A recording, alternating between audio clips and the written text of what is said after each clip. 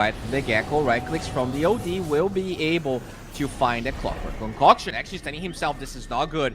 They don't know about this, though, on the side of one move. They just want to keep chasing. The egg will allow them to disengage, but it shows weakness. It showcases that they can keep moving forward here.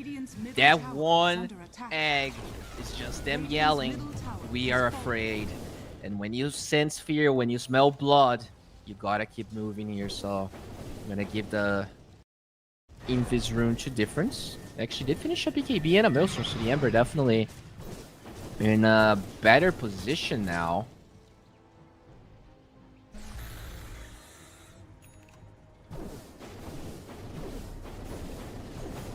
Assange up for the Timber. BKB up for the Timber. He's slowly but surely becoming gigantic. Get some magic resistance talent as well. 20%. And they're gonna keep moving forward. Whoa.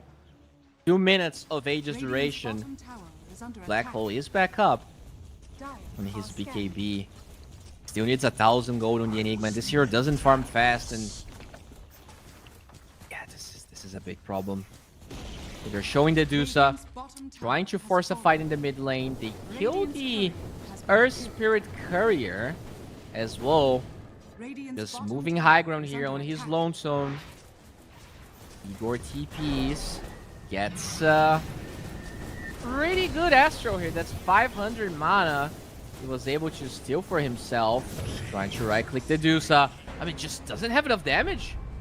The OD, look at that! The OD already procced his eggs out of that, and they have a banner as well. The Glyph doesn't kill any of these structures, any of these units, so they're gonna keep moving forward. The Enigma, he doesn't have the BKB. Still needs 1,000 gold. He barely got any farm. This is not looking good, guys. There's still a tier 2 in the mid lane. That is the one thing that keeps them alive. But the hook shot, we know that there's no eggs on the OD anymore. He drops the hammer, trying to stay alive. Will be able to do so, but Yerspirit's gonna be the kill. They are trying to find a good fight. The egg is gonna be dropped. Can they actually kill it? Look at the Dusa. That Mjolnir is not gonna be enough. Good Astro. Locks will in place. 20 seconds of Aegis duration. Are they able to get that kill? Black Hole will find the first life, and they will be able to get the Ember as well. That said, the banner is still alive. The Dusa with the Blowthorn. Do they have enough damage? Good Astro locking the Dusa and the Timber in place. They're gonna get the Dusa and probably SSS as well. The TP out doesn't find that kill. Okay. Better than I expected. Not gonna lie. Better than I expected. It felt like this was going to be the end of it all. Good Black Hole. I think one move just dove a little bit too much. And it shows one of the weaknesses of this Dusa build, right? As far as she is, the right-click damage in the structures is negligible. Like, you you don't really right-click for... You need to kill heroes to go high ground, basically, with the build he ended up choosing. Now the OD gets his own Parasma, so... There's gonna be some amplified damage going on. They need a pipe, I think. Oh. They're going for a play here. Dizzing. He does not have a BKB. There's going to be a good Astro buying time, saving the Alchemist. Gonna actually kick back this Timbersaw, and he's taking some damage. Still trying to run away. Disarming the Alchemist. There's not enough damage. Not me will fall to the damage of Igor. They're gonna use Scepter this Timbersaw up. Can he hold his ground? He just... He absolutely shreds the Earth Spirit. Deuce is still dead for 10 seconds. Matreshka forcing the play a little bit too much there. Dire are scanning.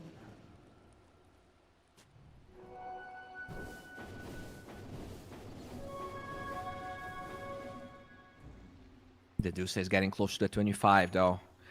And once you have Scotty, Parasma, Mjolnir, God knows what else you're gonna buy. Probably an MKB. As long as the Dusa can hit, it's gonna be hard. That's the shard here for Triple S. Do they have all the shards? I guess only the Ember doesn't.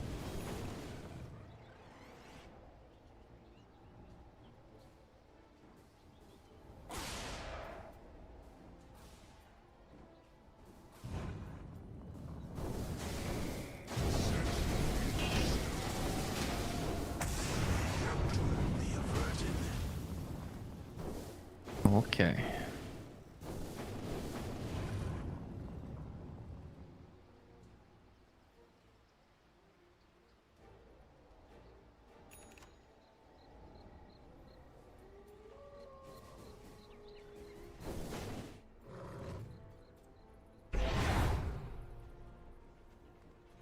Level 24 on Woe. Needs one creep to get to that level. Radiant are scanning. And once the 25 comes forward, you get the modifiers. That's when things are gonna start to feel pretty ugly. 2-minute Roche respawn timer.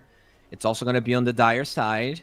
So this greatly helps the boys from one move. BKB on Enigma is no guarantee of Black Hole.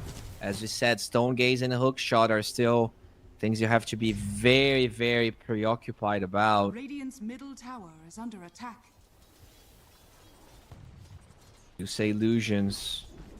Doing a lot of damage. You just right click so quickly.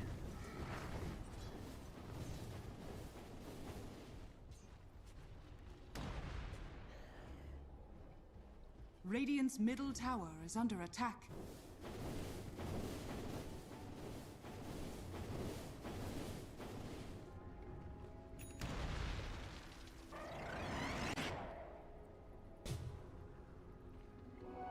This is gonna have a BKB.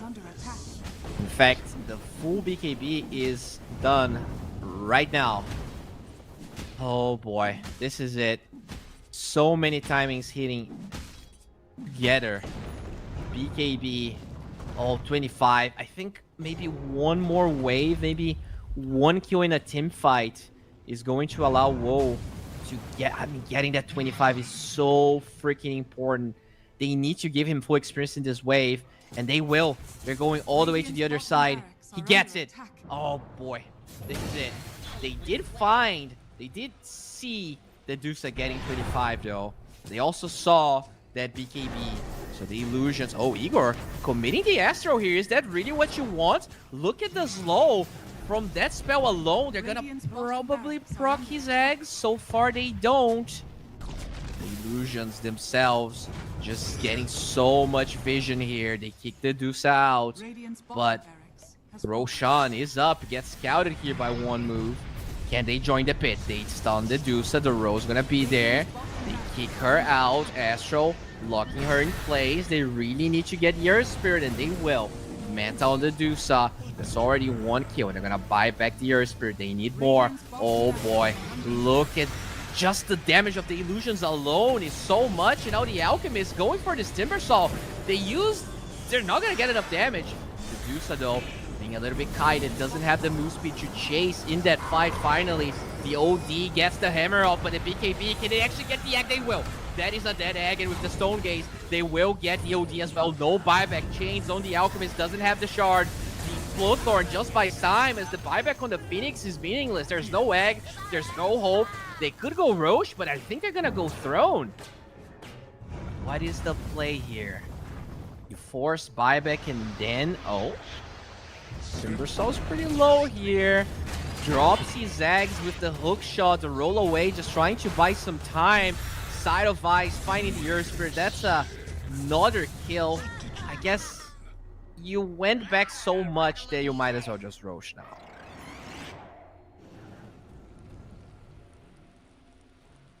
Eesh.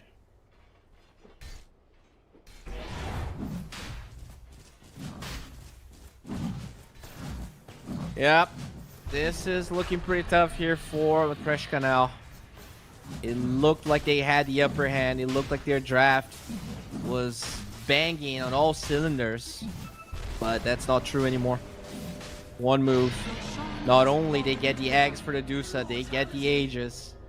And all they need to do is get that mid-tier 2 tower. And one fight that they win will probably mean that they get to end the game.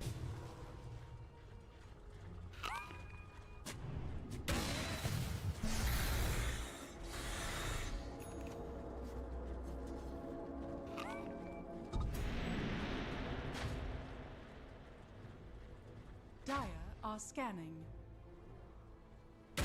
Okay, looks like we had a little bit of a Kale there, but shouldn't matter. Speaking of being kited, Boots of Bearing done here for this Dusa, or for the clock, but you know, it's the Dusa that really gets to benefit from it the most. Time to go high ground here. Whoa, look at it go, bro. Holy shit.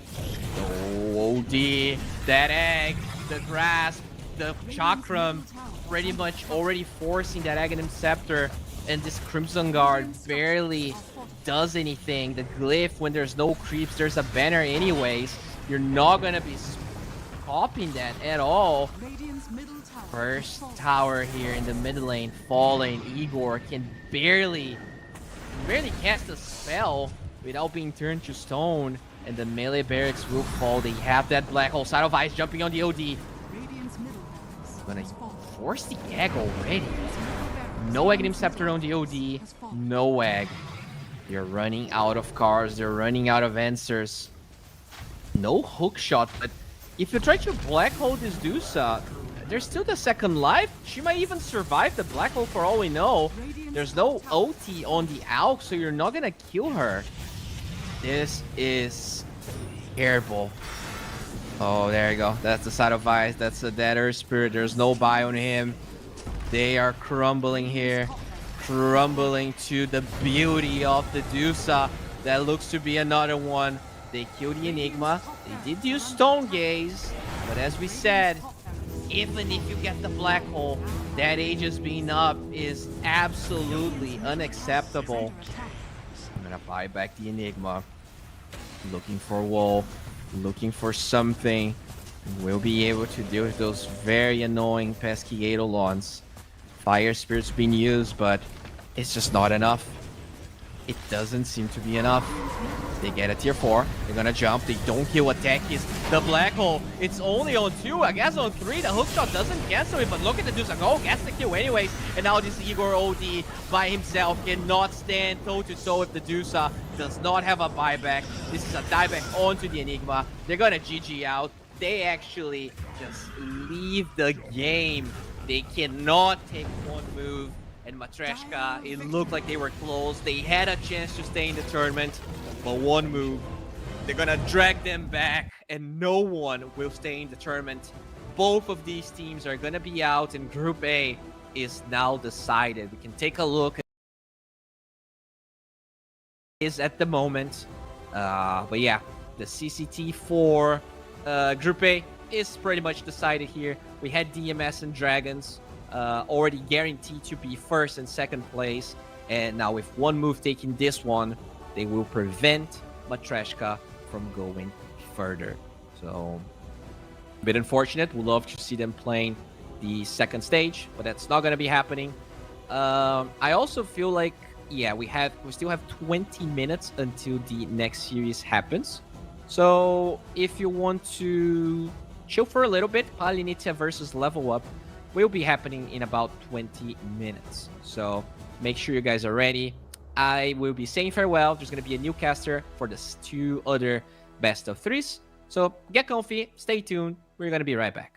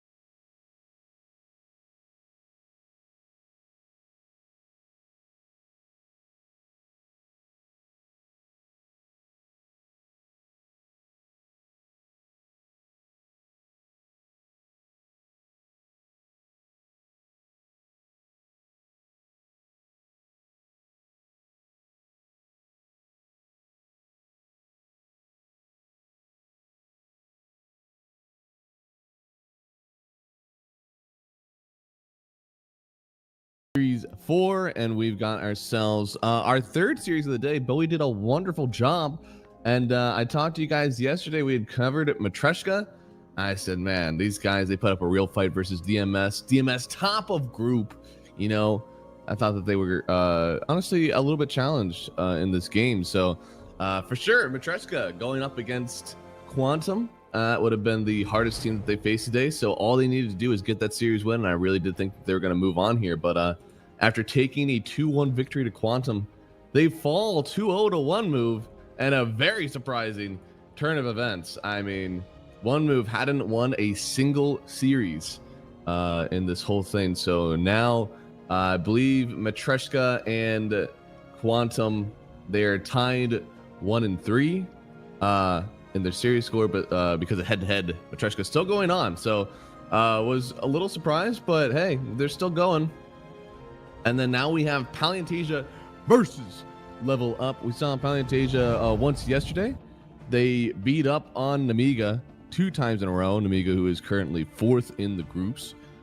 They still have another series. Of course, we'll see them versus Palianytsia afterwards. But this is still pretty good series, I think. Level Up, they did take 1 game. They're not totally down and out. They also beat Nemiga, handed them one of their wins. So this group is really weird in that I don't think it's linear. I think there's definitely some team-to-team counters, and we'll find out if Level Up is a team counter, maybe to Palianytsia. But they've got some star power over there. You can see here for Level Up, we got Matson, SSA Spartan, Focus, Jeezy, and Stonebank.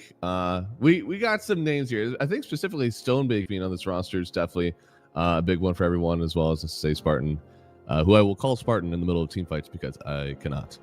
But still very much believe in this roster. We've seen them actually have better results than I think what they are seeing here so far. So I know there's been a few changes in their roster, but they've had some top 3 finishes. They even I believe, they had a Div 2 group win actually in the DPC all those ways back. So this team definitely has the power to pop off. And on the other side for Palianytsia, even more star power potentially. We got Fortnite Man. That's the man of the hour. Again, this guy kind of owning up in the last few calls that we've seen, gatekeeping Nigma. So definitely a good stack here. Also Crystallize, Moonlight, QBF, and Creeker. I believe Creeker we saw play the Alchemist yesterday on the support role. That looked pretty good. Moonlight, very aggressive mid laner, played the Void Spirit in one of the games and just kind of dashing around the map, doing whatever he can in order to get his team a dub here. So definitely believe that this team has the advantage. I don't want to say 2-0 because that's boring. I know that you people think I got a script over here or something. I don't. I think that it's going to be a 2-0. But I want to see if Level Up can show me something different and show me just how good they are, which would be the cool thing. Oh, yeah, no, okay. Stonebank in for Shock, which is not a name on the Wikipedia, so I simply do not know which one that is. I believe that is either Focus or Modesto on the Wikipedia, but we'll find out when we get into the game.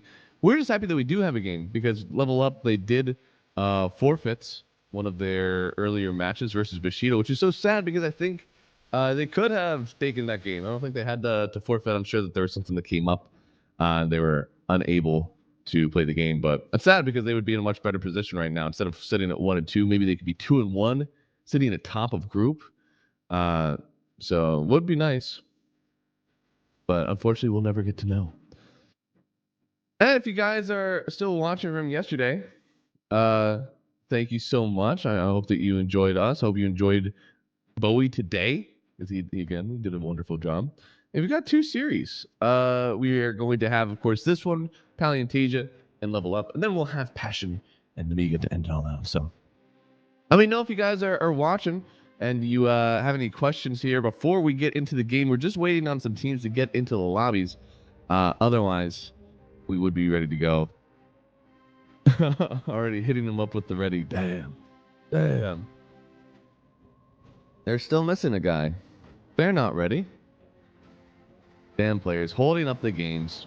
That's what it is. It's never a caster, guys. If anybody tells you the caster is holding up the game, they're wrong. I get close to holding up the game. Did I connect to this VMix call with 14 seconds left to go? Yes. But I was on time, okay? And much like I tell my boss, can't fret over those seconds, okay? I'm here. I'm doing work. And that's what matters. Although I will say, I would much rather show up to this than to my job. This doesn't always feel like a job, which is the cool part. You know, find something you enjoy and you'll never work a day in your life. I'm already in the hole though. I think I've worked at least like, 1,000 days in my life? Probably more. I feel like I'm deep, man. I have a lot of not work days in my life to make up for it now. It cancels out, right? I think so. What is this one person? This one person ban evading. I see. You know what? I'm gonna send this guy on a vacation a bit. Um, what an interesting way to try to avoid bans. And also, just come on, guys. Let's have fun watching the game. That's all I want to do. I want to see some cool picks. We saw the Alchemist Pause 5 yesterday, and I think that has definitely had some merit. Mostly because it's been getting picked up as a carry as well before that, and now it's getting sent over to the support role and create some of that flex. I think Nature's Prophet kind of reminded me of that, and that's how that hero kind of grew in popularity. It's like, you can send it anywhere. So people had to start banning it out because you just didn't know. It's a lot different from the Naga Siren because Naga Siren is a carry that's been played on Pause 5, but people are not playing a carry. It's having almost 0 games in the carry role anymore. So that's, I don't know, unfortunate. I wish that we got to see some Naga Siren carry, but of course, it's not in the cards right now. Specific to the teams here, you're going to see that since we are playing with the Palianytsia team, they actually love this Leshrac hero. They'll pick it often. I think they also play it on the support role sometimes. They've known to play it mid as well, so they've got some flex with it. I wouldn't be surprised if we see that get pulled out again. They love Snapfire and Primal Beast as well. Good, beefy magic damage heroes. So I imagine we're going to see some of that either banned out or first picked. Yesterday, they actually had the opportunity to pick up the Leshrac, and they didn't. So I don't know if they're not believing in it as much or they're kind of pocketing that strat until we get later into the tournament. It is possible. I mean, if you're somebody who's doing a lot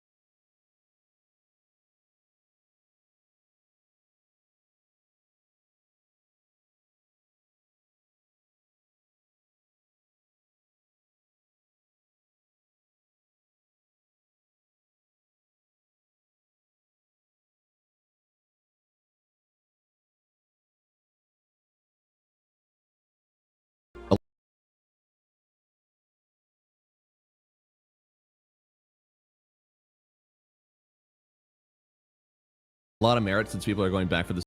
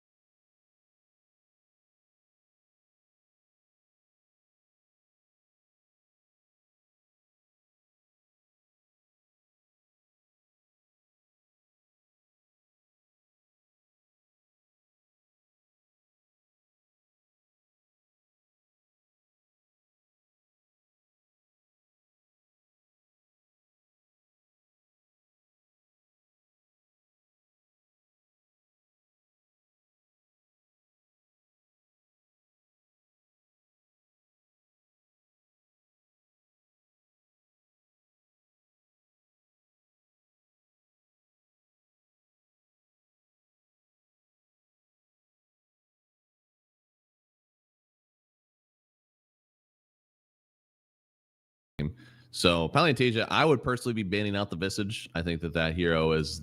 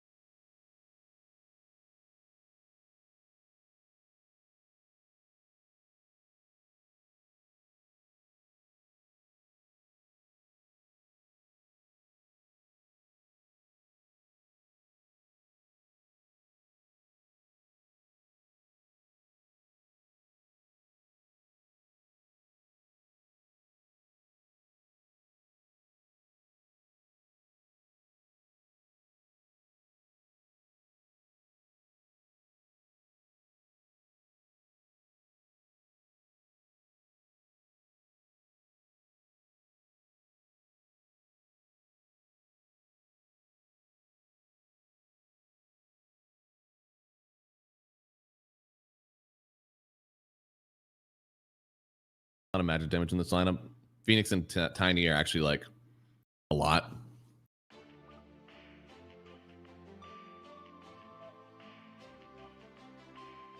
You could Mars, and then you could do the funny like fear into the arena walls. Hero's also been pretty good versus a lot of range carries. I don't even know if they are going range carries though, right? You've got ooh, Doom. Okay. Hey, you already got a Phoenix probably in your lane. I think you might actually want to pick something like an Ursa. Now with the Doom coming out here and the Medusa already banned, it's kind of hard to see what carry you want. They are going to go for the SF. So we're going for just kind of beating down the Doom in lane. That doesn't stop him from dooming you in the game, though. It's quite hard to get away from that one. It's not going to be any heal. Ooh, I don't know. A little hard already now. I really like this lineup that we have. I think the only thing that we're missing is a little bit of like deal with the egg. There's two ways to deal with egg. I mean, the easiest one is pick a hero that hits it. And the second one is peel away from it.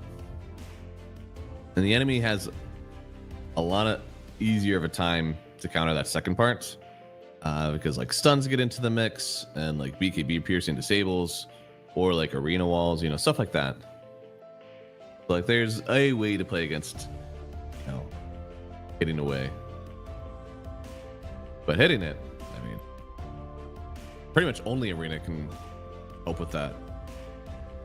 Even so, if you're, you know, a Snapfire that's getting in there or a Miranda that's getting in there, most of the time they're not able to stop you in the rapid succession. It's interesting. Rubik and Hoodwink man down. We are still waiting for a mid laner here from Palianytsia. It is going to be Bannon to pick for level up. So they have to show now, is this going to be a tiny mid or is it going to be tiny 4? If they want to, I suppose they could also throw the SF into the mid lane. They ban out the Huskar, which does kind of show they could be okay with this tiny going into the mid lane. And honestly, Palianytsia, they also banned out the Hoodwink, which was one of the only other things that could, like, you know, stop a good Huskar game. Without blind picking something like Huskar counter, you know? You don't want to do that. ABBA, okay. That's an interesting decision to go for a heal hero versus a Doom. Interesting. Now you want something that kites this out.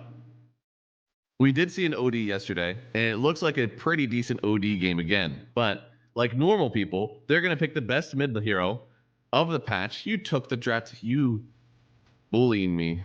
That's okay. I remember the draft. Storm is one of the best heroes still in the mid lane. He's got a fantastic win rate. I think still hovering like 70% in some other tournaments. Getting early picked often. I mean, the hero's got a lot of movement. He's definitely good versus most lanes now with the Walking Remnant. He doesn't have to put his body on the line to get some wave cleared down. So those are the things that kind of make it easy to play matchups. When you think about like what makes Sniper and Coddle like good in these lanes when, you know, other heroes are getting demolished, it's because they're not there. They're not actually in the lane. And Storm is getting closer to that. He's still got to like right click, and his Remnant doesn't easily hit range creeps without him kind of like sidestepping. But at the end of the day, like these Punishers sometimes don't actually get to hit the Storm. So Hero's definitely really good. He'll do perfectly fine versus what I think is going to be a Tiny in his lane. So, oh wait. Yeah, no, okay, it is going to be a Tiny in his lane. Yeah, no, I'm a big fan. I'm a big fan of just dropping the Storm here, accepting that like this hero is super good. And when you think about that, like the meta impact of your team, you have a Storm Spirit who has a high early pick rate, high win rate. Luna, high early pick rate. I think like middle of the pack win rate. I want to say like 53% or something when it's picked this early. And then you have the Clockwork with BKB disable. I think the only two heroes that are like somewhat out of line are like Dark Willow, Doom. Doom has been less prioritized sometimes in these games, but he's still a very good offlaner whenever others are banned out. So this whole lineup just makes sense for Palianytsia. And on the other side, we're, I don't want to say experimenting, but we definitely don't have the meta impact. You know, you have an ABBA that's a fringe, like, is this hero actually really good or not? We don't know.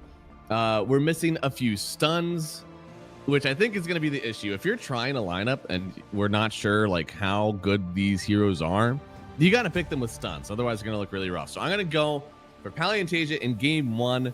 They have lockdown and level up doesn't. So we'll get into the game here soon and see if I'm correct. I don't know. Stuns are good. Why wouldn't you want stuns? You also don't have stuns versus the Storm Spirit. So you have to Avatos Roar him. And if you don't, yeah, it's spooky. It's spooky if you do not Avatos Roar him.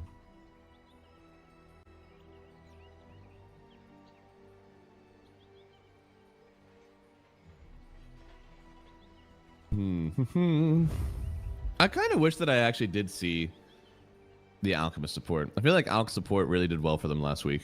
Or yesterday. Yes, yeah, you know, it was last week. 30 seconds. It was, even though it was just yesterday. Weeks are wild, man. You know, they just one day and all of a sudden you're in a whole new one. That's crazy. Let's see. And Fortnite man stepping up here, leading the charge for his team, smoked up. Palianytsia, they want the quick 2-0. You know, they want to get in, get out. The entire other group is already solved. Oh, wait, Matryoshka actually... Okay, I need to look at that because according to Wikipedia, apparently Matryoshka lost. Somehow. Oh, because there was 3 people tied 1 and 3, so it probably went to wild aces. Oh, didn't expect that. Didn't expect that. Okay, I have to look at that later. But of course, for this group, Palianytsia, they're 2 and 1. If they secure this win, they have 3 wins and they secure themselves at least playoffs, potentially the top slots. Palianytsia did lose their matchup to Bushido, so if somehow Bushido, do they have any other games? No, they don't. Okay, so they're locked in if they get that. And then, of course, already tossing out the raises. My God, Fortnite man is eating some damage already to start this one off. But, you know, focus stays. He stays focused. This is an interesting lane. Again, you usually want to see some stuns with the SF. This reminds me more of like a Warlock Spectre lane where you have a hero that does a decent amount of damage, but you're mostly looking for the sustain. Spartan just going to double up the shields, run it down, which is the way to play this Abaddon hero. You can see they're almost even able to ignore the Abba and just hit the SF anyways. I mean, Focus has been sitting back here pretty much by himself and still taking so much damage. Speaking of taking so much damage, the body blocks from the summons. Unfortunate for him, Crystallized will get the first blood, but now Stonebank wants to get somebody else, running them down on this Beastmaster. Gonna get bounced around by the cogs, losing a lot of mana actually, but he's not able to get the axes to turn it around. Man, okay, so Spartan is ending up winning the trades over here. Fortnite man, I mean, he's got plenty of stats, but he's currently walking back to base. Poor guy. Means that Dark Willow is just up here to get CS all by herself. How's the mid lane going? Let's see. Storm Tony.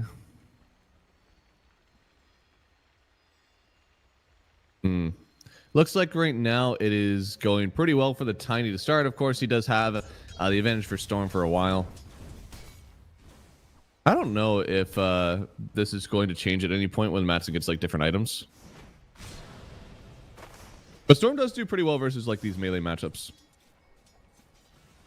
So all he needs is a few levels and then he's just going to start doing a lot of damage I don't think that Matson might be prepared for.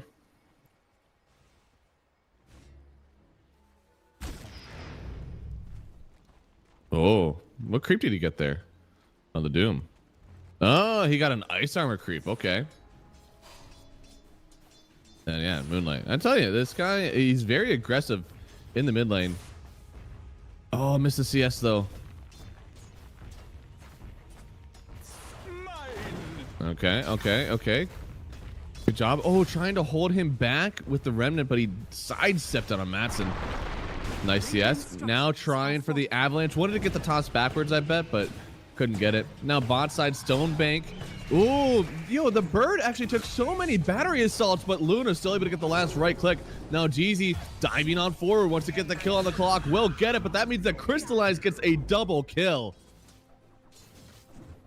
Pretty good for the Luna here, as she's going to expedite that Mask of Madness and treads. So really nice. Whenever Luna gets early farm, it's just like accelerating her hitting creeps even more.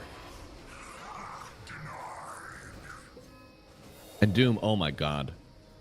Yeah, Doom, really one of the Ice Armor thinks that this is going to help him because his lane has just been terrorized by this SF and Abaddon.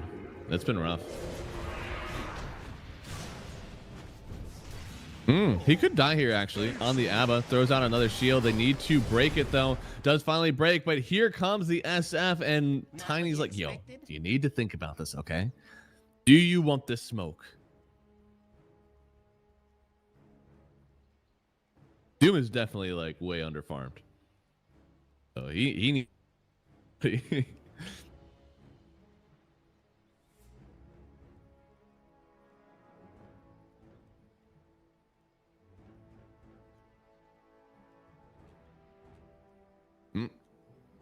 just tossing out the G. Let's see, do they? Oh.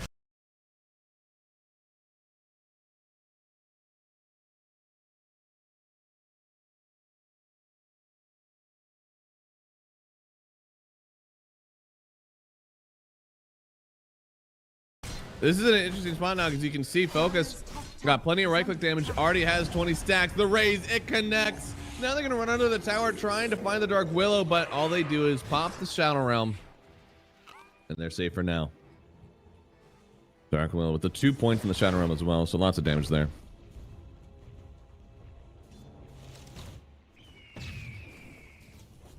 These lanes are definitely going really well for level up. I mean, for a team that is currently fighting to not be last in their group, they are taking it to a top 2 team right now in Palianytsia. Now Phoenix, oh no, you can't dive away from the clockwork. That's not allowed. Unfortunate attempt there.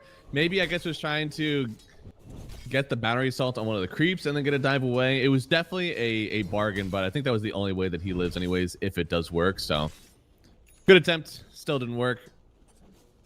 Now Luna has a very good net worth, but pretty much every other lane is losing in the net worth department.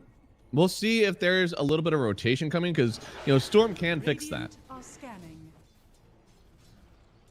Oh, they're trying to wrap around. Stonebank gets locked in. They do have the cogs as well. Gonna bounce them around now, throwing out the bramble. Stonebank should fall here, and he does crystallize to pick up the kill. That does mean that poor Fortnite man has been left alone with a lane that has been abusing him this whole time. So that's not great. But Storm is starting to get ahead now. He's starting to win a few of these waves, do a lot of damage over to the Tiny. Now Tiny bottled a shield rune, probably one of the best runes you can actually get on a Tiny early on. You don't need an abundance of mana right now, but you do have an abundance of health, and the shield rune just amplifies that so much.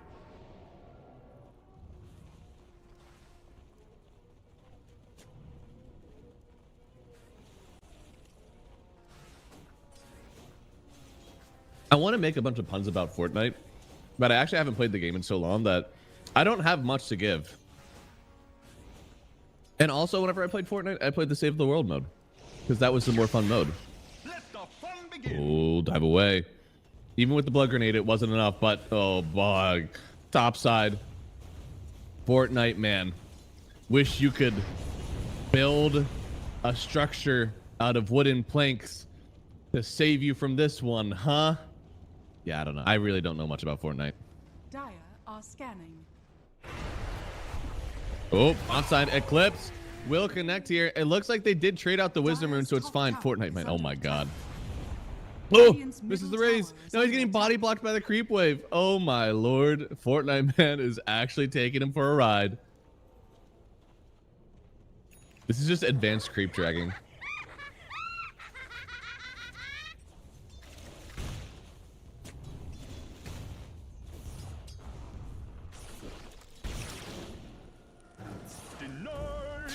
Oh boy, Phoenix being here has got to be just like really upsetting for this poor Storm Spirit. He was finally coming back in the lane, and Phoenix was like, I don't have to lane anymore. Now they just go, you know. Radiant's middle tower is under attack. Man, Fortnite man is just getting literally ran down. They almost want to go under his tier 2 and battle for the CS. Nice. I would say this is hard. You have to set up the range creeps so he can do that, but you don't have time to set up both range creeps and set up your melee creeps. So he's just got to take that. Now he's walking back to base again. What does the net worth look like? Because I'm sure that it does not look good for him.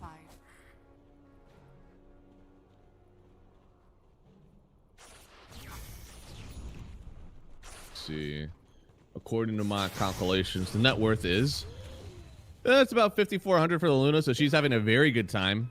Doom only at 25 compared to the Beastmaster 31. So it's he's about 600 net worth behind where he should be. That's like 2 minutes of farm essentially.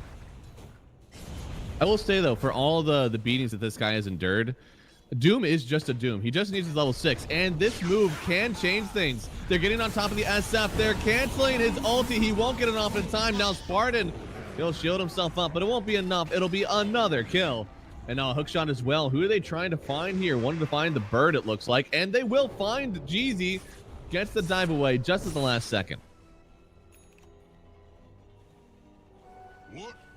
And now with that one, the Doom only 300 net worth behind. So hey, kills like that. Just give him one more.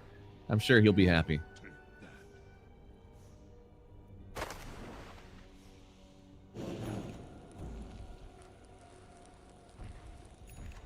At the end of the day, Doom just needs his levels. As long as he gets level 6, he can make things happen with his team. His items are good. Obviously, he wants a Midas. You know, we want to farm. We want to see him get gold. But for the purpose of his team's fights, just Doom. Storm. Avalanche stop, and then toss, walk away. See, that's the thing. Like, your duo of heroes, or like your trio of heroes, doesn't do things. And Moonlight, he bottles the arcane rune.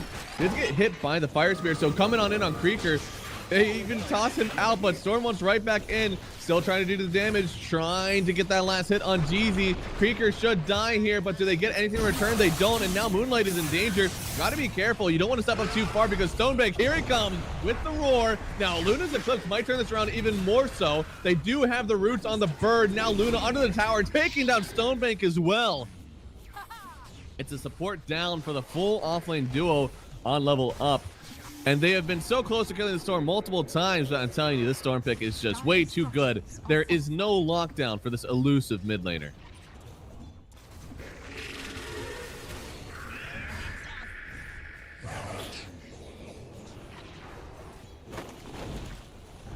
Dire's middle tower is under attack. Dire's middle tower has fallen. Radiant's top tower is under attack. Oh no, another guy that got assassinated by the bot. 2-0 level up. That is an interesting call. But so far, I think outside of the Luna lane, things are going well for them. However, that Luna lane is rough. Luna got all the farms she wants. Now Moonlight. Middle tower is under attack. They have to get hexes. Like, the game feels good for level up whenever you have, you know, Avatos, Conda, Blink, BKB probably on Tiny. That's a lot of gold. Probably need Hex on Phoenix. That's also a lot of gold. Radiant's bottom tower. I don't even know if Phoenix is going to be going for like the quick Hex that we typically see. Yeah, I want to say typically see. Dire's top tower Quick Hex is under on Phoenix attack. hasn't been purchased in a good while. Bottom tower is under attack.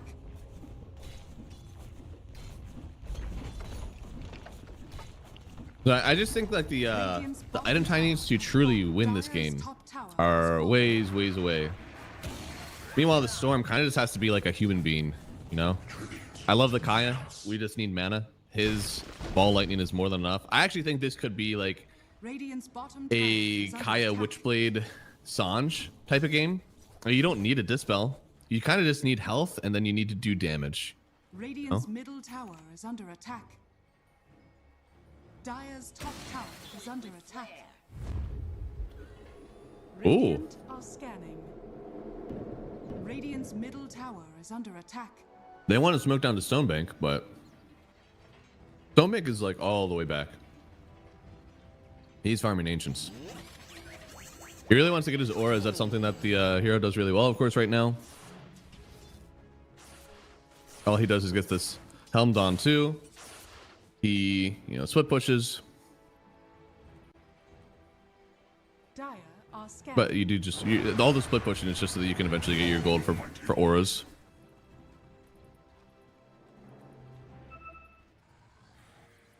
And his lane didn't get dumped. Like, he himself has fine net worth, but it's just like the Luna was unstoppable. I don't know if Luna gets through. Like, this hero was first picked. Well, I guess technically like a response pick, but still first picked by Palianytsia. And what is your option? Like, how do you take down a Luna? I think the only thing that you're really doing is that, oh no, QBF. Tosses on the Bramble, hits the fear, but he was locked in, and now Matson's up. Knowing there's no more Shadow Realm, we'll just get the toss away. And they get themselves a Wisdom. Yeah, I don't know. I feel like this is a more than fine Luna game. Maybe the ABBA is like, Luna wants to burst. I'm also a support that like she can't just eclipse. Yes. But Luna, again, once we hit that 20 talent, Luna's actually a good amount of like hard chip damage. And you just throw out a Lucent Beam with your Phylactery / Conda. Lucent Glaive pops out with it. Oh, hookshot does find the bird. Now he's trying to separate himself from the creep wave. He does do it eventually, but the creeps are still following. They may eat up some of this battery assault, but it looks like, oh, the egg. He got the fire spirits off. Yeah, now they have to run away. Okay. And he does protect himself, but it also means that, there is no egg for a bit.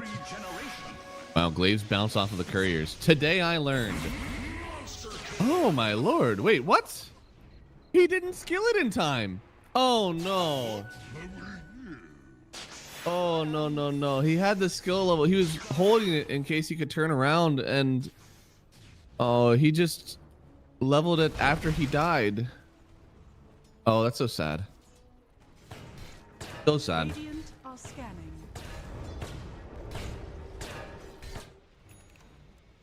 Radiant's middle tower is Well, under attack. to be fair, he's dead there no matter what. But it is the difference of him living like another 10 seconds.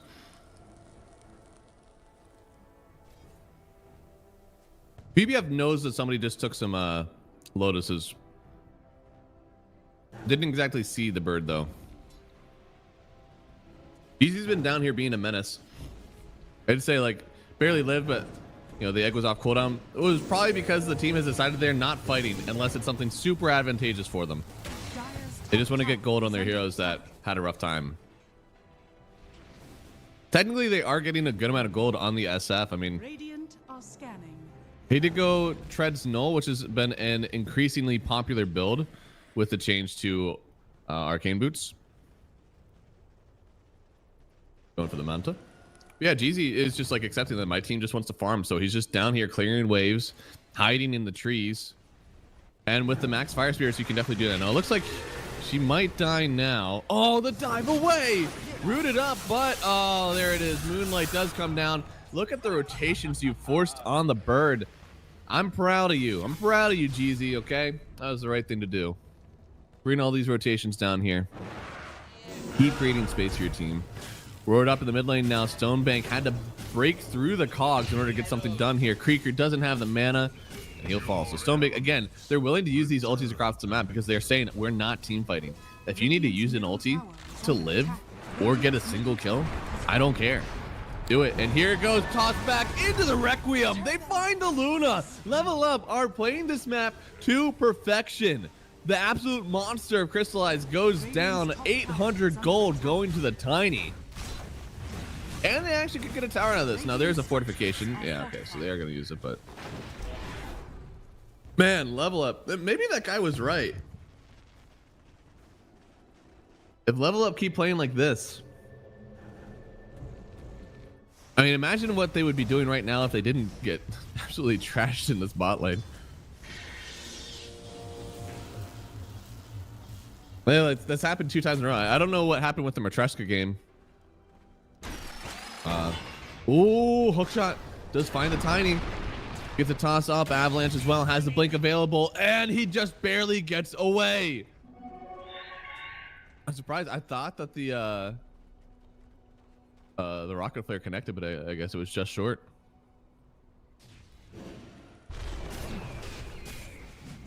And now they're also getting Roshan here after murdering the Luna, forcing the fortification. So that's going to go to focus here. I mean, Beastmaster does Roshan really well, with or without Ags, because he's got a Helm Dome. Is it Helm Dome 2 or just Helm Dome? Yeah, just Helm Dome.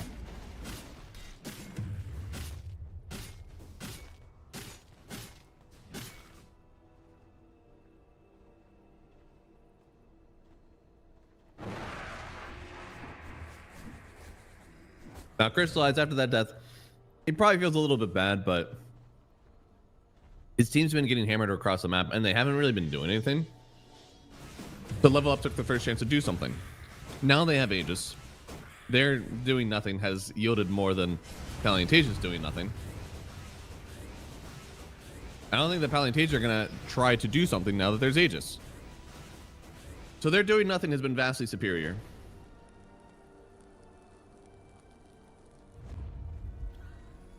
Hooked up. Now they're going to do something. Trying to find the Luna again. They know that there's an illusion here, which means it probably came from the spot or top side. And Crystallize just is running away. Like, there's nobody showing on the map. I am fucking terrified. That's a good feeling to have. A healthy dose of fear is good in Dota 2. Because that's some, like, almost conspiracy level stuff. It's like, okay, I haven't seen them on a wave for a while. The government is watching me. Radiant's middle tower is under attack. But much like reality, the government was watching him. And because he hid, they did not get him. Oh! Are they going to kill the government? Brambles down. Look, this is a crazy place to be. They're just like right underneath the high ground. Krieger can definitely just see the both of them. Kind of wild place to sit. Middle tower is under attack. But all they want is the tower. They don't want to get distracted by these other bits and pieces of maybe kills. They just want to take these objectives, and it's working.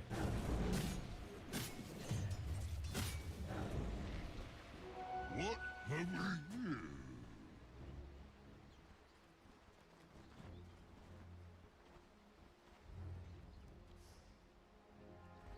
First Lines is nearing the level 20 talents. Only 4 levels away, and the Phylactery is coming up as well. QBF? QBF? QBF? Okay. Okay. Under attack. Radiant's middle tower is under attack.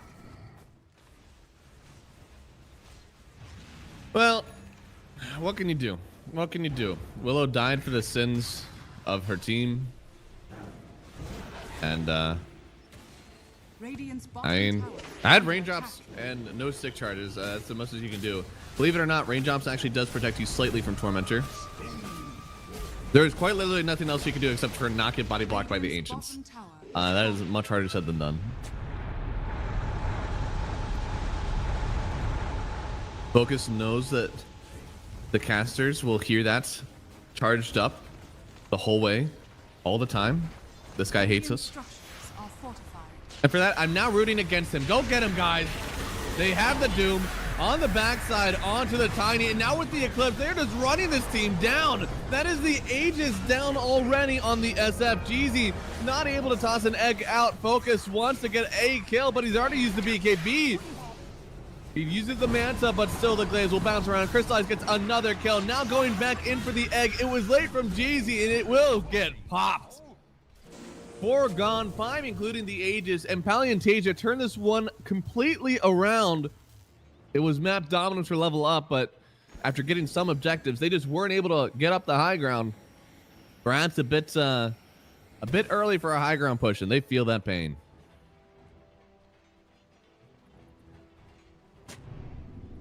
Dire's middle tower is under attack.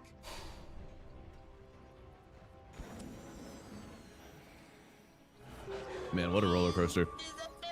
I mean, they had been doing They had a rough laning stage in some ways. Even, but you know, there's a lot of gold on the Luna, and you're waiting for some items on the rest of your heroes.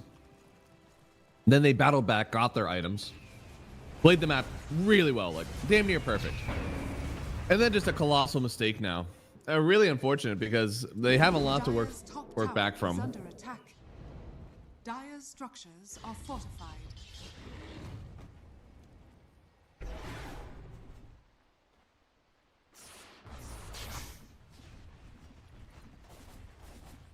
So how do you work back from your own shortcomings? Dire's What's top the move? tower is under attack. Dire's top tower has fallen.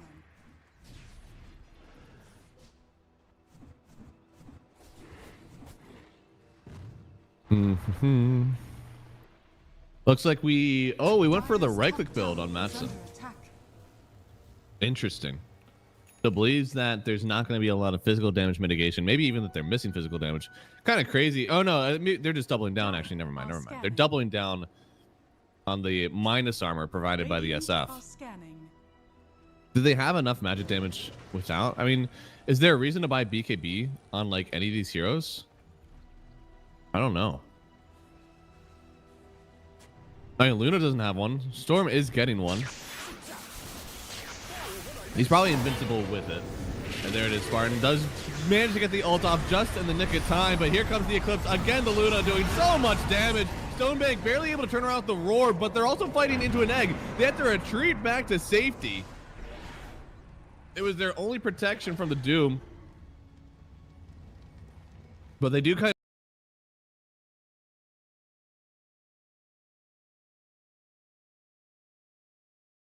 it out, and they get a kill on the clockwork, so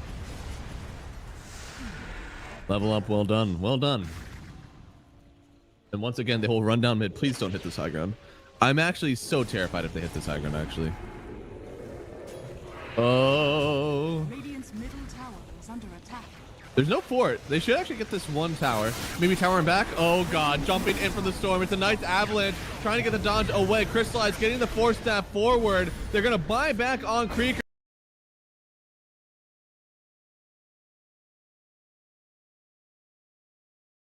A huge explosion actually from the Dark Willow. Matson shielded up. Will he fall? It looks like they'll get the kill on the Abba. Now on top of the SF, he goes down as well.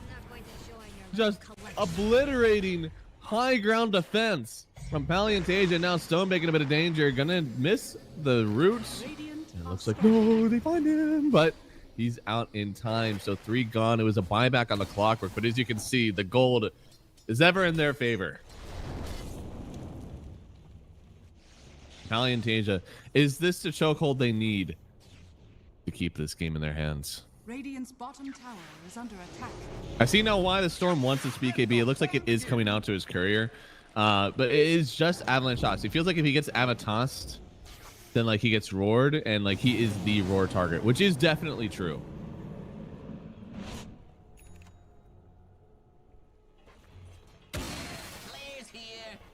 So all he wants is to make sure that that is safe for him.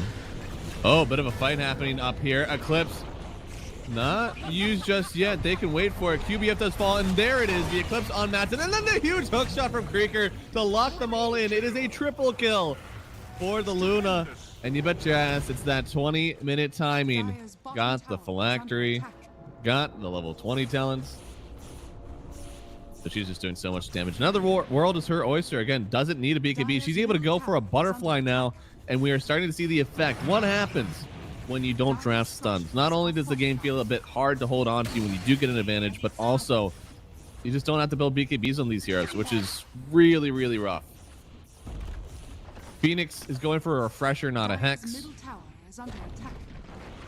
I think there's just some itemization and draft issues here for level up that it will be hard to overcome. Radiant's top tower is under attack.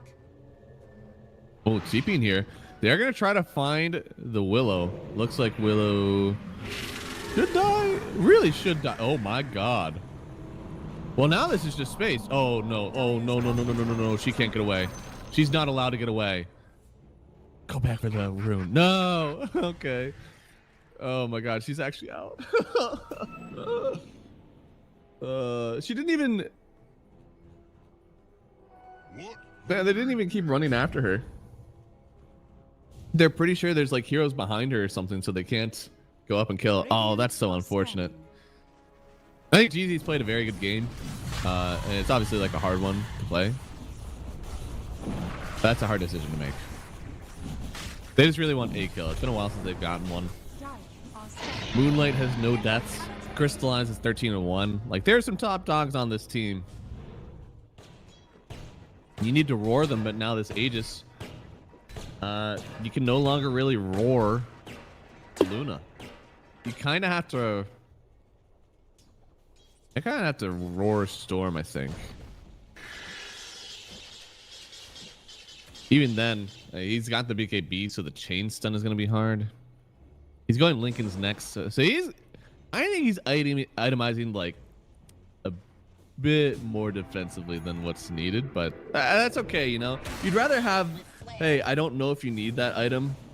Whenever you're up by 13,000 net worth, and it doesn't matter about your damage, right?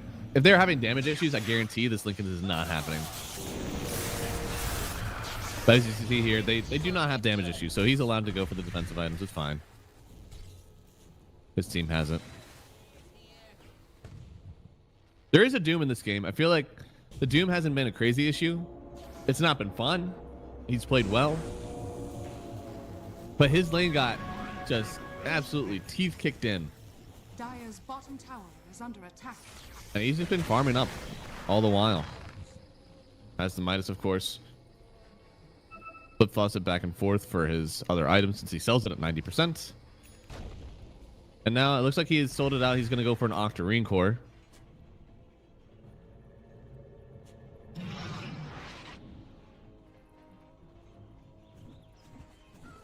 They did TP out on Storm, which is kind of interesting. I feel like they could go high ground with the banner. Like, Fortnite Man does have a banner, Roshan banner, in his inventory, so he could just drop it and they go up high ground. But they've had such a good high ground defense. They're like, maybe that high ground is a little hard. I think high ground has been slightly demystified. You look for two things: relocation and Roshan banners.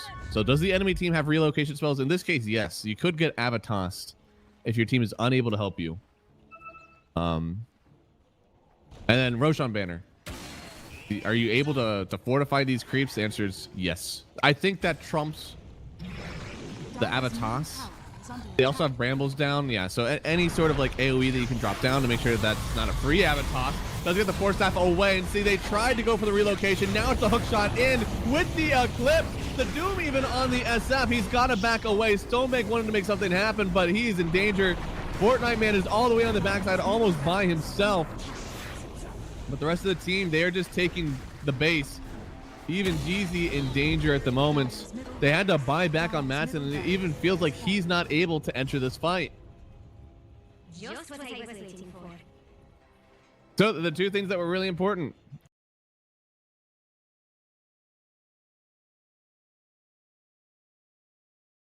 Thanks for that belief.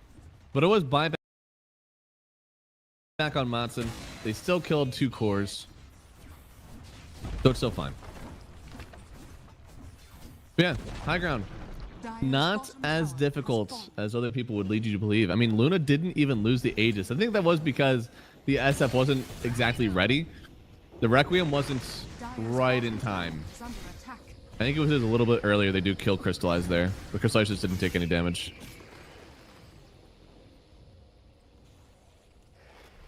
Now, without Fortnite Man, they're just going to wait. He's going to TP. I think he's going to... Yeah, okay. He's just going to TP in. And he'll offer them the Roshan banner, so there's no more wave clear. But that's another thing, right? The wave clear, very important. We have axes. We have fire spirits. There's plenty of wave clear here in Fortnite Man. He's going to toss down the banner. Hookshot does fine, too, on the other side. Jeezy doesn't have the egg. Just wanted a sunray, but you're way too close to the entrance of this base. You cannot sit there and believe that you're safe. A bit ambitious from both of those supports. It feels like somebody said stand there and then we'll take a fight, but the fight never actually happened. Dire's bottom barracks has fallen.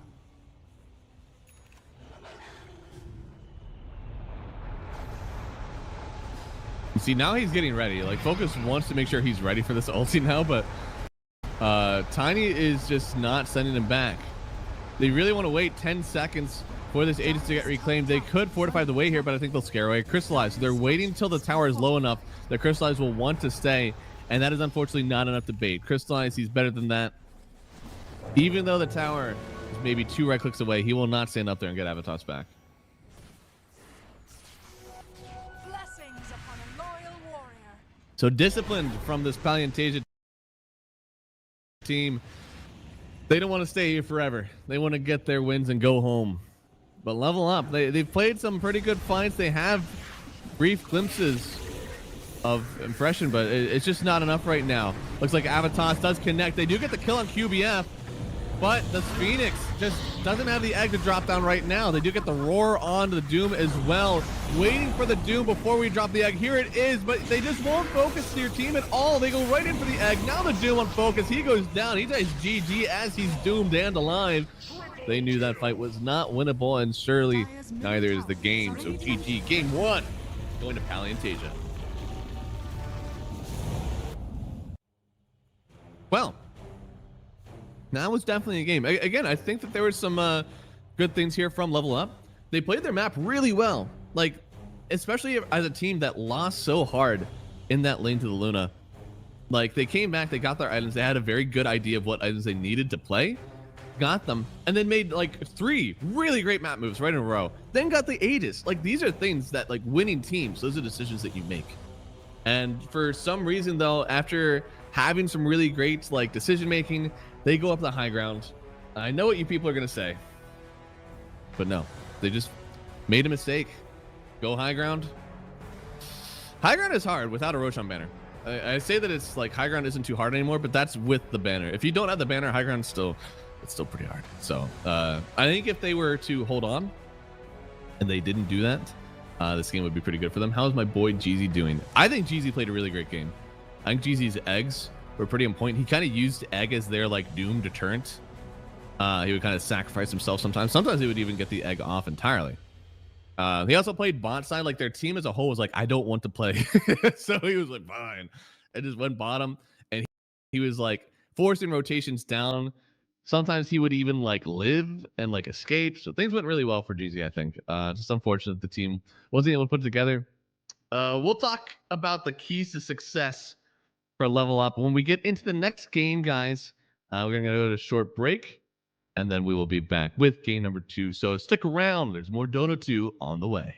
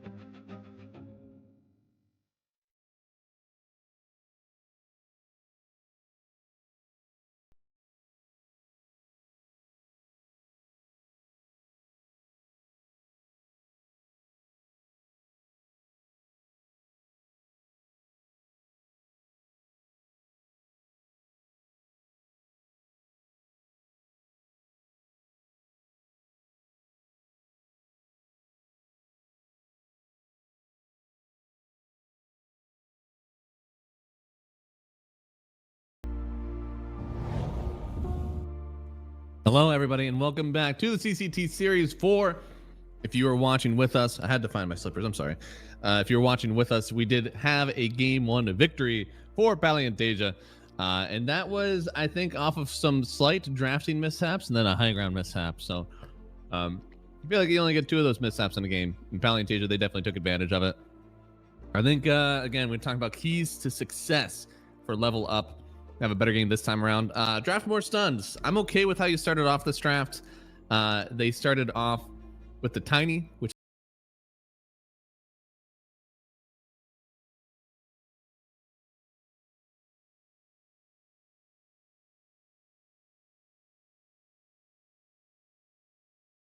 we're locked in. And then Abaddon. That was their last pick. I think the Abba was genuinely like a big mistake.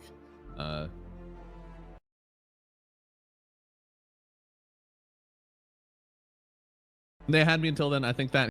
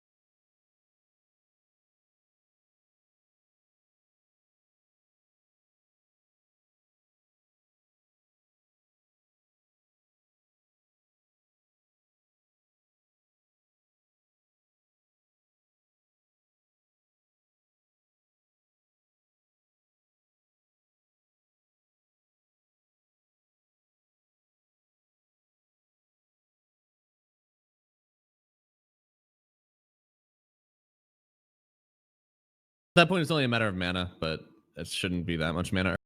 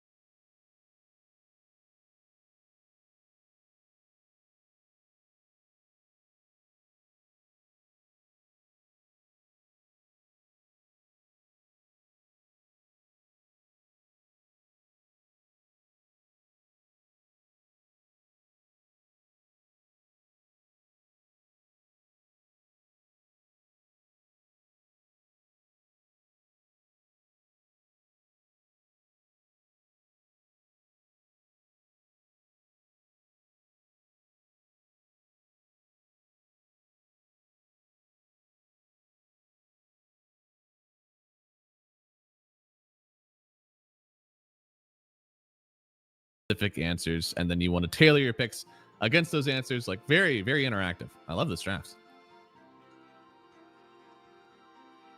Tusk here, ground target stuns are always going to be really nice. So tiny.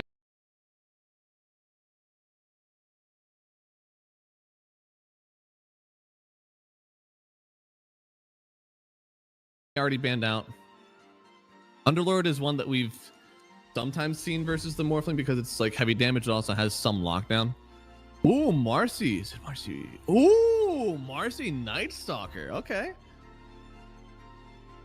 Morph is a hero that is typically good against just like Dispel.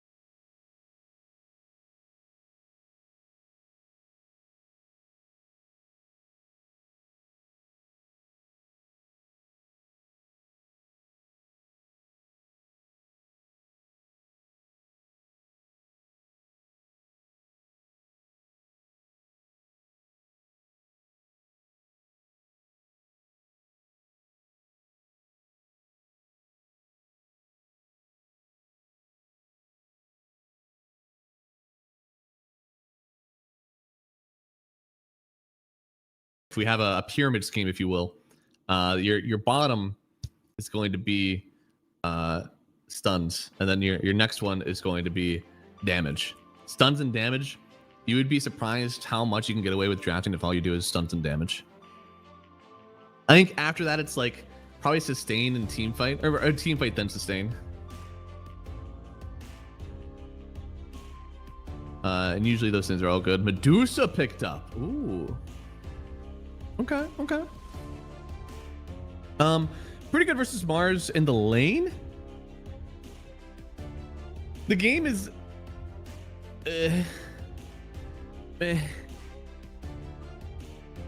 Medusas love it if you can get away with not going BKB. There's so many good items. Medusa is already a hero that like Manta is non-negotiable. It's just way too good for your farming.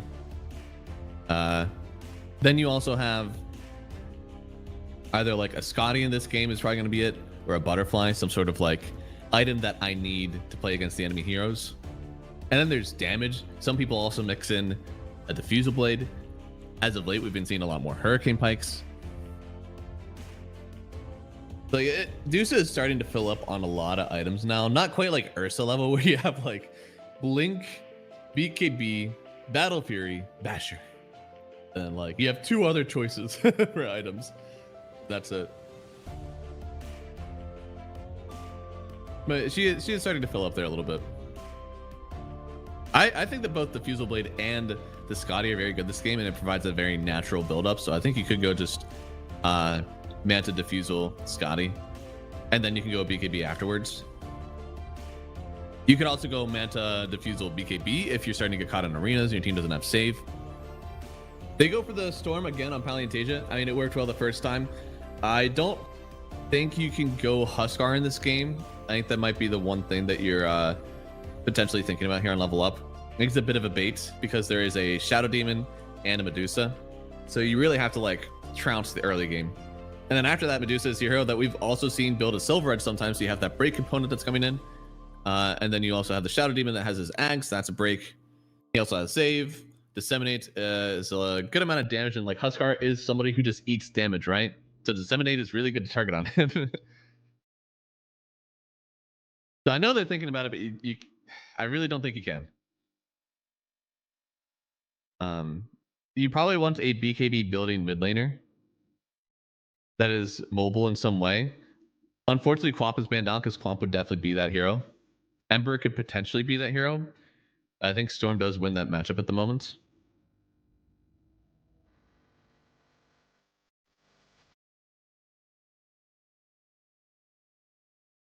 I don't think there's any other mid laners that is like really good. You could be the first one to try to play Death Prophet. I don't think you really want to do that. See, like, if it was telegraphed for me, I guarantee you that Palianytsia, we're thinking about it. Like, this is not going to come as a huge surprise to them.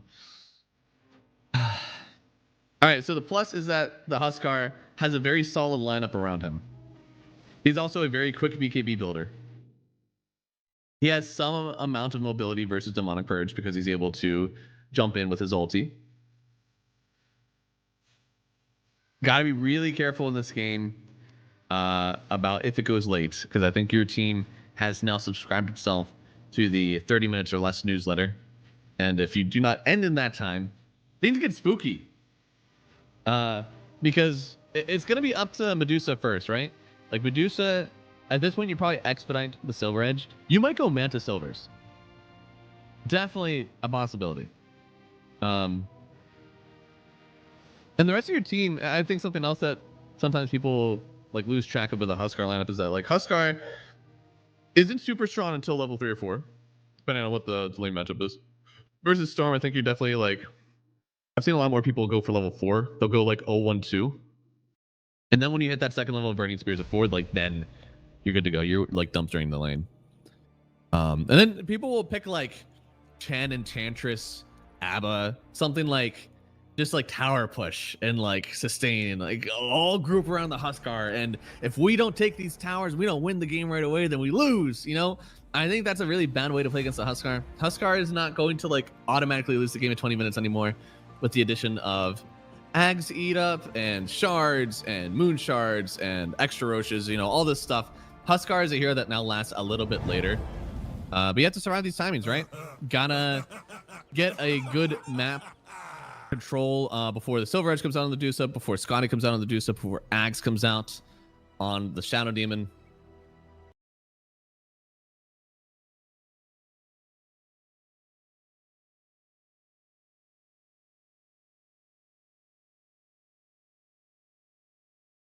And you have to win your lane. Pinnacle point. You have to win your lane.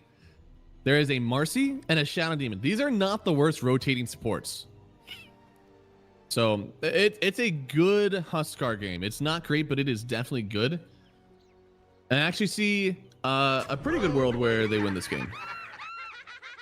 30 seconds to battle. Looks like they're running in for a bit of a fight early on. Root connects on Marcy. Creeker gets slowed up, forced to take the rebound first. Oh, and then the shards! Blood Grenade connects. I think Creeker is dead. Focus is going to go the other way to make sure they secure the kill. Another Blood Grenade connects. Creeker should... Yeah. Oh, wait. Does he burn onto the spears? We need to hit him with at least one more spear. Oh, this is just space now.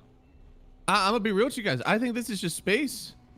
They really want to give this to the Huskar. Okay. Is that worth? They got 4 runes.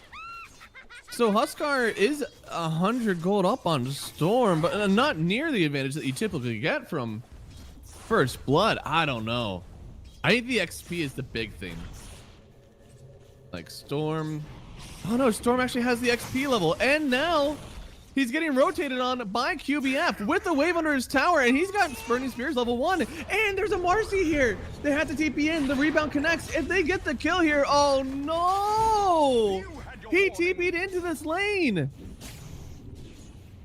What an insane read from Palianytsia. Oh, that is so good. That is such a good play. Oh my god, I have never been so proud of a team. I don't even know these guys. That was just such a good play. Noticing that the Huskar TP'd to the lane, noticing that he picked up Spears level 1. Oh my goodness. I'm not a Doomsday man, but I know that this Huskar is like, this game is over. Oh, there he is. There he is. Like, oh, he's feeling it. Oh my god, he's feeling it. I feel so bad for him. Oh. Now, in a pro matchup, you can't be mad. I've been in houses where I've like unironically shit talked people who 24 pick Huskar because I think it's cringe. But this is for money. This is for fame, prestige. If Huskar 24 pick is the pick that wins you this game, then you pick Huskar. That's just life. But now Madsen is 500 gold below the storm. Tally it up right now, guys. At 2 minutes, it is a 600 gold deficit between Madsen and Moonlight. So does he make up that deficit by the time that we hit 10 minutes? We'll see. Silence up on focus, but he does get the strength morph off. So well done for him. Remember to stay hydrated, guys. I've been casting for at least an hour. I have not taken a drink of water yet. That's bad of me, all right? And you guys keep me honest.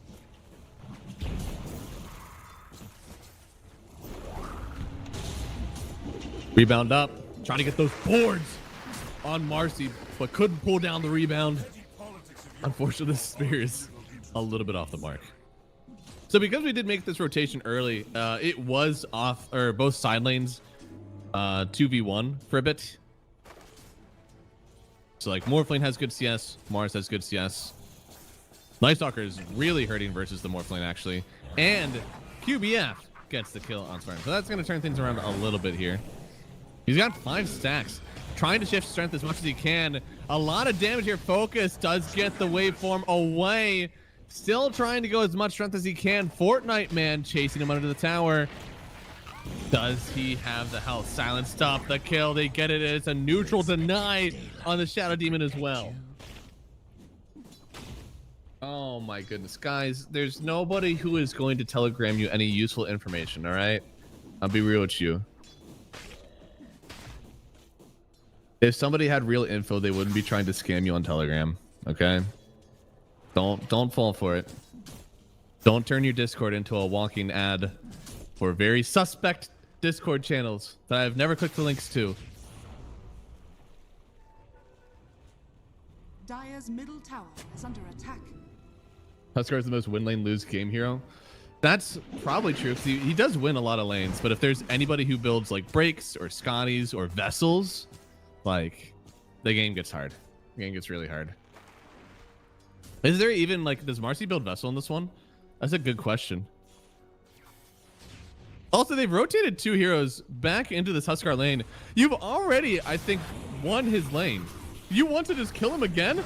That's so rude. Madsen in danger here. Does have 2 points of his passive. The tricky buddies and the shards. Spartan, he puts his body on the line. I think he dies here. But, oh, can Krieger actually, brother, you're in danger, I think. But does he get the kill on Krieger? He does. That actually, I think, made that worth it. What a beautiful read there from Madsen. And now, 9 net worth, still 600 down. Got it.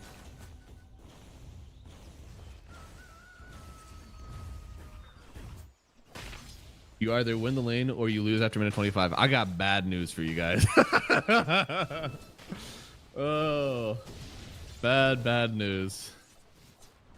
Now, thankfully, again, like the price of winning this Huskar lane has been their side lanes. Like both Mars and Morphlane are having pretty good times. I think you had the opportunity to have those good times and also win this lane, but because of that level 1 shenanigans, doesn't happen. Dire's structures are fortified. Mars also has 10 denies. Oh man, a lot of XP missing there. And Madsen is starting to come back slightly in this lane, slightly. But as soon as we get level 6 on Storm, which is not too far away, it's gonna change. He's gonna be able to just like dive away, and then it doesn't matter as much. I think Storm just starts like heavily rotating.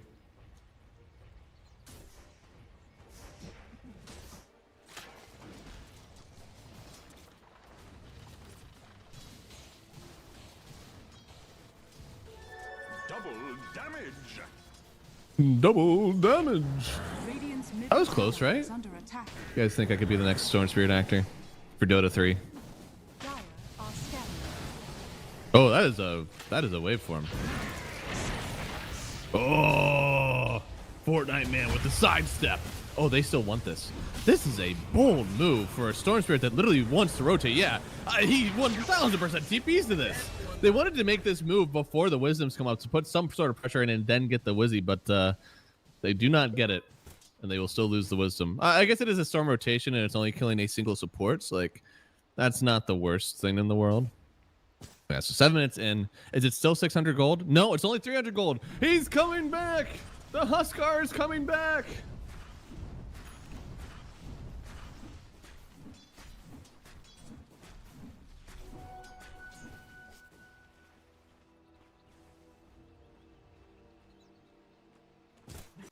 I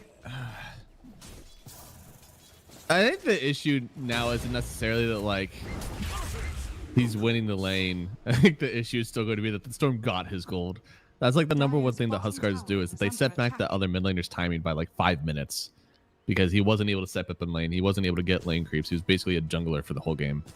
But not now. That was too late. Crystallize might not actually even get the other one. Oh, he just barely got that stack. Those two camps are very finicky. It's so much easier to stack the dire camps there. Because you essentially have like one timing for both those small camps. And they're the exact same time. Look, you can't. It's really hard to hit both of them unless you legitimately are hitting both at the same time. Sometimes you need a ward down there or like a black cannon or something, and it can work.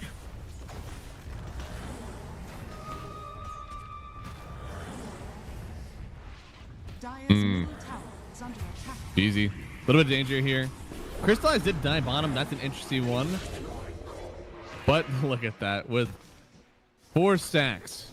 I think 5 stacks by the end of it, of the shadow. What the stone bank? What's happening there? What's happening there? Okay, it was an arena, and then Moonlight also dies. So just an absolute massacre down here. At the end of the day, I guess the massacre was won by level up, because Morphling did get a kill out of this one. Dunn gets the TP back up top. Keep getting some farm. They really want to kill Fortnite, man. Rolling on in. Oh no! No, the ice shards. Oh, poor guy. So something that you're able to do now, if you hover over your spells, like if you hover over the Q on Tusk, you can alt and right click the spell so you can see exactly the range that you have on it. So instead of trying to guess like how far it can go out, you can actually just like have that up the whole game. It makes it a lot easier. It's kind of like play some of those. On almost every blink initiator that I play, I just like alt click the blink because that helps me. You know, with blink, if you over blink, you only get like 80% of it or something. So it helps to prevent over blinking. Notice some other ones that I use. I was just using a weird one yesterday, actually. Well, now I gotta tab it and check. What was the hero that I was playing yesterday that was like, oh man, this actually is like a huge feature for me? Spectre, yeah, because I could see where I was able to throw a dagger from.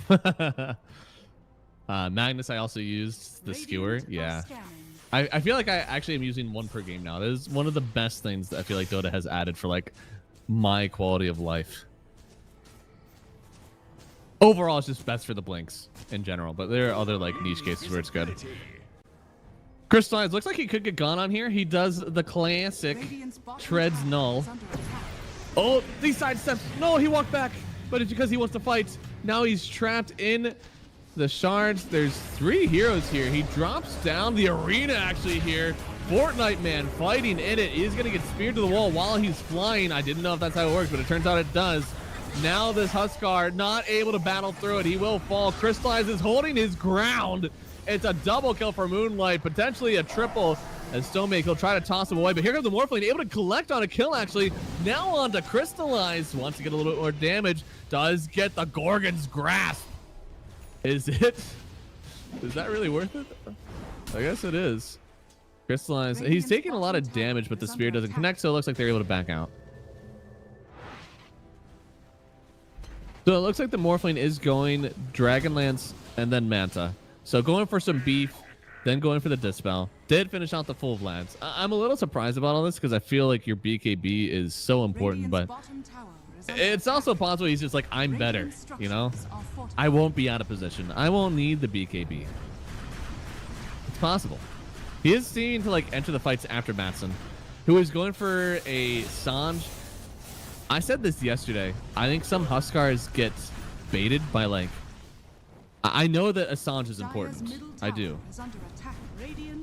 But I think BKB is way more important for the hero, and people have really started to figure out like, you know, all these things are good, but if I'm able to jump into a fight and press my BKB and armor toggle for free, you know, like that is more important than having the extra health and the HP regen that you get from Assange, even though that is still very good. So I think sometimes it can be weird. We'll see if the fight is difficult for him. It is essentially going to be this next one. When he finishes the full Sanj, he would have been halfway to a BKB, right? It's important to know. So you can't just judge him for building the Sanj, because technically having a Sanj is more valuable than having, you know, 50% of a BKB gold. That's not really worth anything. That's like you can basically have a Mithril Hammer in your backpack. Sanj is definitely better than that. So we'll see. We'll also see, I think the other thing that sometimes happens whenever you build Sanj is that you're like, damn, this isn't a BKB though. So then you don't want to fight. And Huskar is a hero that's very good fighting early if you're not able to fight around him because he's missing a BKB versus a Night Stalker versus a Storm. I don't know. I think you just voluntarily miss a timing that you could have had. Then the other team gets their items that they want.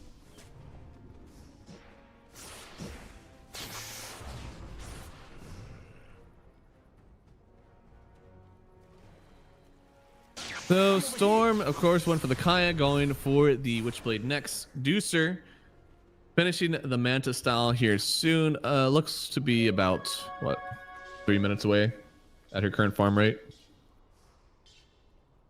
Yeah, the Morphblade is top dog on the net worth, and in fact, the Medusa a little low, all things considered. This could help out, though. Oh no, they're actually not going to get the kill. I thought that they might just chase that Tusk down. Radiant are scanning.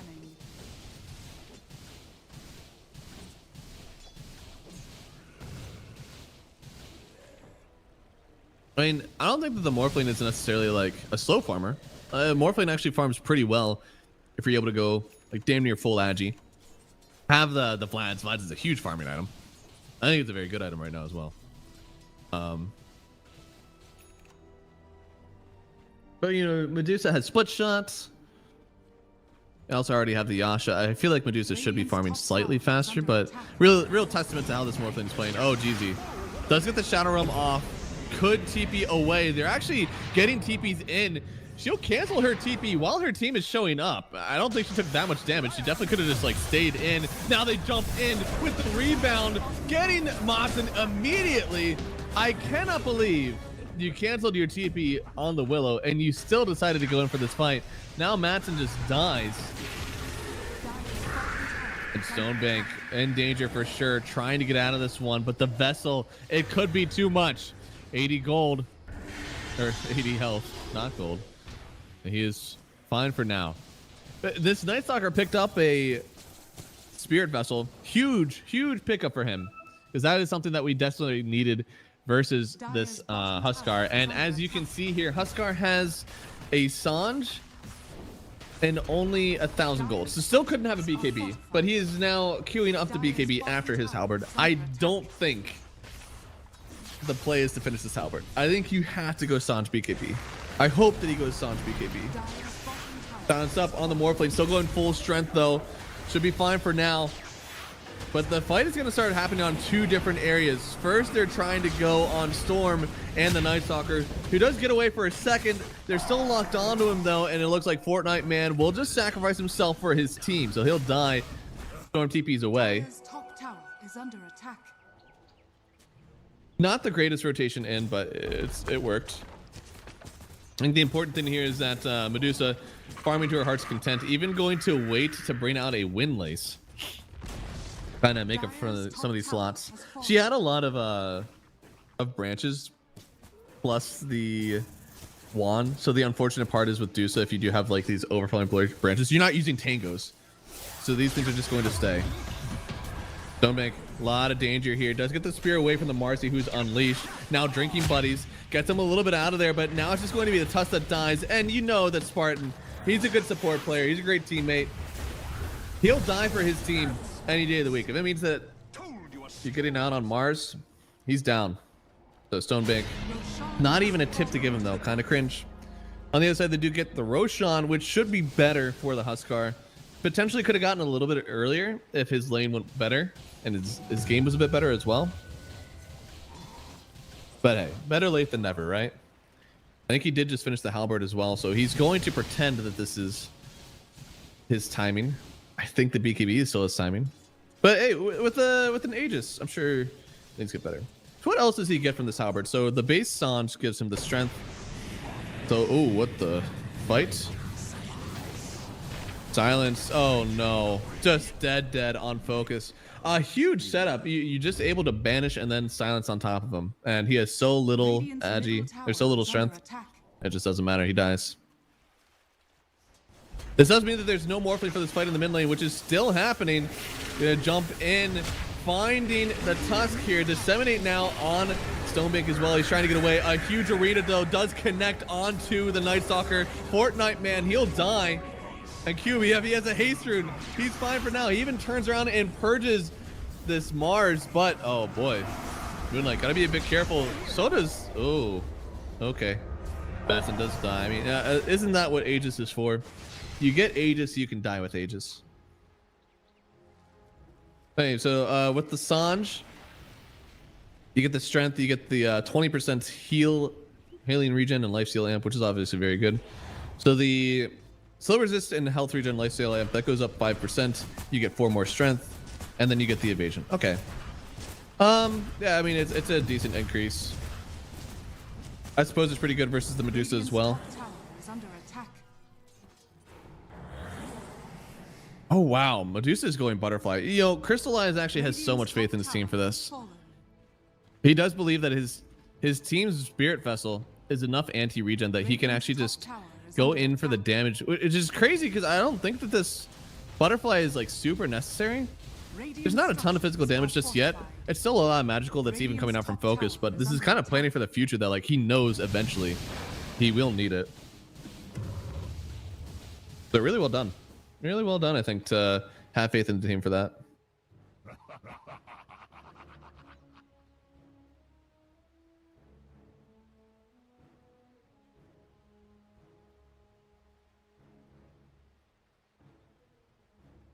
Night Stalker and lag. Unfortunate.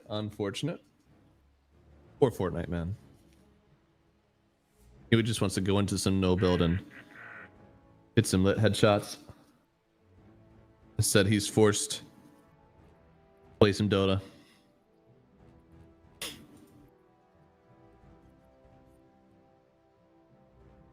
Oh my. You know, this is an awkward time to be paused. I want to say that we're taking bets for if he dies or not, but I feel that there's no way that he lives this. He just got hit with a 1.7 stun duration rebound. Storm has an overload hit about to crack. He's also unleashed. And Tusk TP still has 3.8 seconds. I'm gonna be real with you guys. I give this one a 0% chance. 0% chance that the Huskar lives here. He has a 10 stick. I think maybe if it was a 21. He has 4 points in inner fire. So he actually took more points in inner fire instead of more points in life break because he's taking too much damage already. So it still costs 150 health. Of course, it gets like, you know, decreased.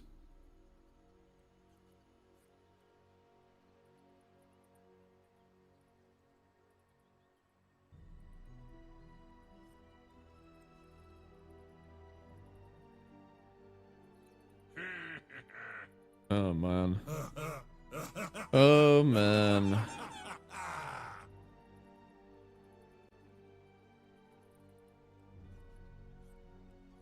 He doesn't even heal off the spell anymore, right? Yeah, he has to have the charge of the heal. Oh man. I don't know, guys. I think this is a dead Huskar. If he has the wildest toggle in the wild west, maybe something happens. I mean, it's hard to toggle into an unleash. Maybe it's easy actually to toggle into an unleash. You just have the volley. Boom, boom, boom, boom, and then you toggle. Is it boom, boom, boom, boom? How many hits do you get?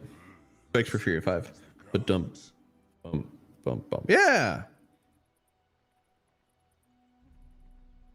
All right, Night Soccer Reconnects. We get to see, does Fortnite Man die, or does he die quickly? They're TPing Spartan. He's not gonna get there in time.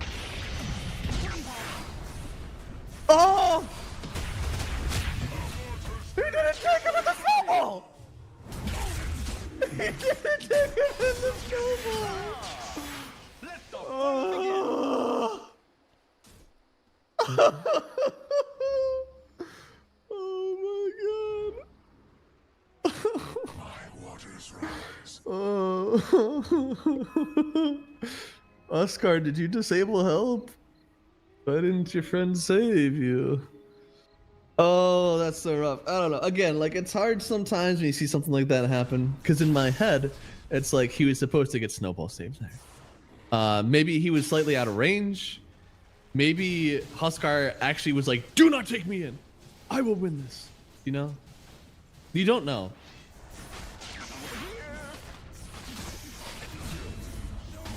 The only thing I can say is that he did not get grabbed in the snowball. But I don't know if that was by request, by inability, or by misplay. It could be either three. A 1/3 chance that Tusk is unfortunately just griefing team. Oh boy. But that's an even, a flat rate. I feel like that's also a little bit exaggerating to say it's a 1/3 chance. Probably even less than that. Spartan is a player that's been around for a long time. I'm very sure that wouldn't be just something that he decided not to do. So I'm going with either out of range or Huskar said don't do it. Those are my two choices.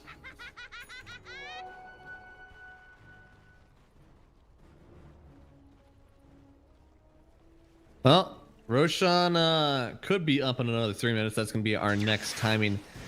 Oh, poor Focus. He did get the Strength Morph off, and he was able to Manta the Vessel. He's alive. Focus. Really well done. That was a hard one to live through.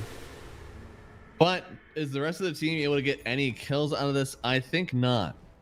I think they see people on wards, but that's a hard fight to take. Oh, no. Okay. Now it's definitely not.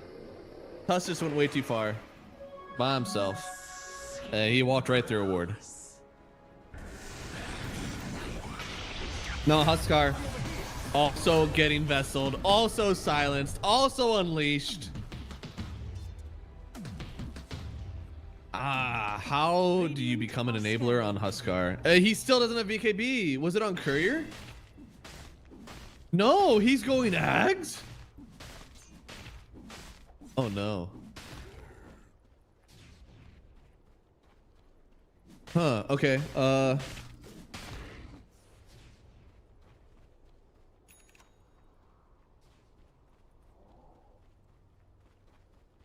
Man, that's hard. Let me see. Maybe I am. So this happened yesterday. I said that I didn't love that the Beastmaster went for the Helm Dom, and then unfortunately, I checked Dota2 Pro Tracker, and I was like, oh, okay, it's because he took this facet. So, and maybe there's something going on here. Dota2 Pro Tracker. What happens with Huskars? I saw yesterday that Huskar went BKB first, and I thought it went really well. That's when things were looking good. I also have a little bit of that going on. Incendiary, 83% pick rate. Okay. Let's see. Radiant's middle tower Oh, a is under lot of attack. these guys are going We have a lot of people who are going BKB first, Sanj first, some Blink first. Definitely a little game dependent then, which means I'm very confident saying this was a game to go BKB. That was the game.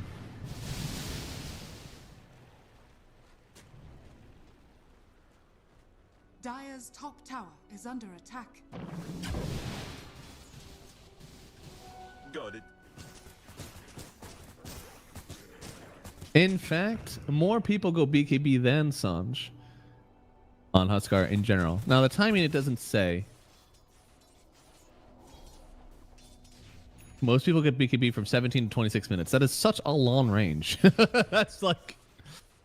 It's like the entirety of Huskar's Dire's top uptime. tower is under attack. The business pause? Well, after that pause, Huskar definitely gets the business. That's for sure. Smoke up here. Roshan could spawn in 20 seconds, and now Fortnite Man pausing up. I feel like he's been having some PC issues. Poor guy. Yeah, sorry, G. Yeah, it's hard. Mine is truly G a blessed life. space G. He's lucky. Night Stalker not be able to come back. Is it really a comeback for Night Stalker? I guess his net worth is kind of low. I think he's been playing the game really well. He's been enabling his cores to get the net worth, right? He could have been probably taking some more of these kills and not been lowest on the net worth. But, like, he's doing so much for his team. Like, his Marcy's getting kills, his Dusa, his Storm's getting kills, and, like, he doesn't care. I think Fortnite Man is playing this very selflessly. Now, right on top of Madsen. It's like they don't even have to try to kill that guy. He just dies. A light breeze wafts over him, and he's dead. Now Spartan in danger. He'll also die. Arena just wasn't able to keep them away. Dire's middle tower is under attack. Dire's That's just a really nice are move. fortified. Really nice smoke there from Palianytsia. Dire's middle tower is under attack. Dire's middle tower has fallen. Well, this is definitely a hard one now. And Night Stalker, I love this Shard pickup. That's going to be also enabling the gold. Oh, they found a Morphling! He turned into the Night Stalker. That is not going to help you out there. He just dies. And, oh, wanted to spear back the Storm. I think he would have just gotten away. So I can't say that I'm upset about them just getting the Shadow Demon. I think that one was actually a kill. So I feel like that was better for them. Appreciate it. 6,000 net worth lead at the moment. Palianytsia, they're really they're working hard. Series does mean a lot to them. Of course, this team right now 2-1. Dire are scanning. They did already play versus Passion UA. They won their game, so as long as they win this game, they secure themselves top seed in this group. You know they want it badly. Radiant's middle tower. They want to take is this under fight attack. here. Huskar starting on this Marcy, but a jump through from Moonlight, finding the Huskar. A snowball save this time does connect. They kill the Marcy. Silence up still on the Huskar, healing up a good bit. Matson now not silenced anymore. Does have his Q if he wants it. He uses it. Trying to jump in on the Storm. He'll get another kill. He actually did so much in this fight. He does end up dying, but not after two are already gone. Now Focus wants to get on top of this Medusa. Doesn't have an ulti any longer. They could work through all of her mana. She has the butterfly. It's a lot of evasion, but now she has barely any health left. Barely any mana left, in fact. And now, even through the evasion, two heroes will take all they need, and they get a full team wipe. If we include the initial kill that we had on the Shadow Demon. Well done from Level Up, truly battling through adversity. And that was a very good fight from the Huskar. Using the Ags to perfection, getting these taunts, and accepting that at this point, he's not the damage dealer. He's not the one that's going to win these fights, but he can set up a fight win for his Morphling. That's some good shit. That's some good shit. I don't think a lot of mid laners are able to do that because whenever you fill out the application to play Dota 2 and you say I want to be a mid laner, they're like, do you have an ego that is just unchallenged? Do you have insecurity issues? Do you sometimes say mean things to people who are just trying their best? Right? And if you check all those 3 boxes, then you're able to play mid lane. Usually the ego is way too high to start being an enabler from the Huskar that's supposed to be like a single game-winning hero. But he does. He is on Matson, and I'm proud. I'm proud. Not too proud that I could play mid lane, but still proud enough.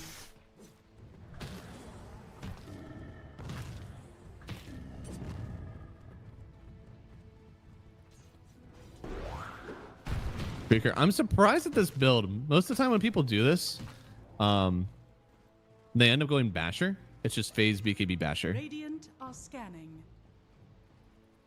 Who is winning? Anyone tell me? So the best way to tell is probably on the net worth. At the time that you are watching, I would definitely say that Palianytsia are winning because they are playing versus a Huskar team and they have the net worth lead. But now at this point in the game, what is the win probability, say, Mr. Observer? Is it? Oh my God, it's pretty. 65-35. Allegedly, Palianytsia are still really winning, which I kind of agree with. But we're about to have BKB and Morphling. Then he's going to have an MKB. Once we have the bars from Morphling, I actually do think this is a level up favored lineup again. But level up, they have to survive this timing then, which is probably what? MKB, it ain't cheap. MKB is a 4,700 gold item, currently floating a net worth or a GPM of 600. So you're looking at like, 8 minutes. Can you really get to, or maybe 37 minutes if you get some kills, So 37 to 38, we get an MKB. That's a long time. It's a long time, guys. Now they're going to try to make a move with the Aegis. Perhaps this MKB gets expedited if they get a team fight victory.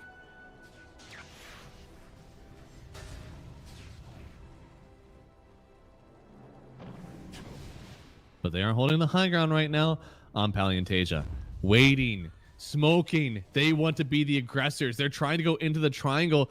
They would only find themselves a Tusk, but hey, I mean, that would still be more than enough, it feels. Spartan running the whole way around. I mean, he's just so disconnected from his team. Now, oh no, they just all split and farm. They could find the Morphling here. Uh-oh, focus. Getting started on. Oh Lord, he is just dead. That is the first life. Nobody is around right now. They're trying to find where's the rest of his team. How the BKB on focus, trying to get away, runs himself right into a Shadow Demon. Does get the advantage at the very last second, but here comes Matson in with his shard. But no, he just dies. And now the Morphling turns around, Stone Gaze up, he dies as well. You lose your 2 biggest cores. I don't think you're gonna get anything in return from it.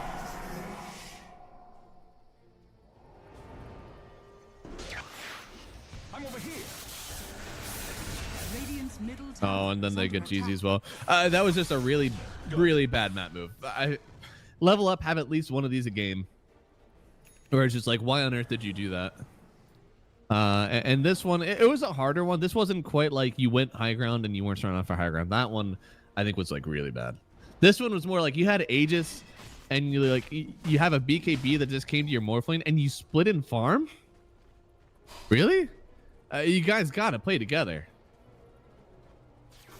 Dire's bottom tower is under attack. I don't even care if it's like you're not pressuring objectives, but you at least need to be like somewhere close. Unfortunately, they were nowhere close, so Morphling just loses 2 lives, uses the 9-second BKB.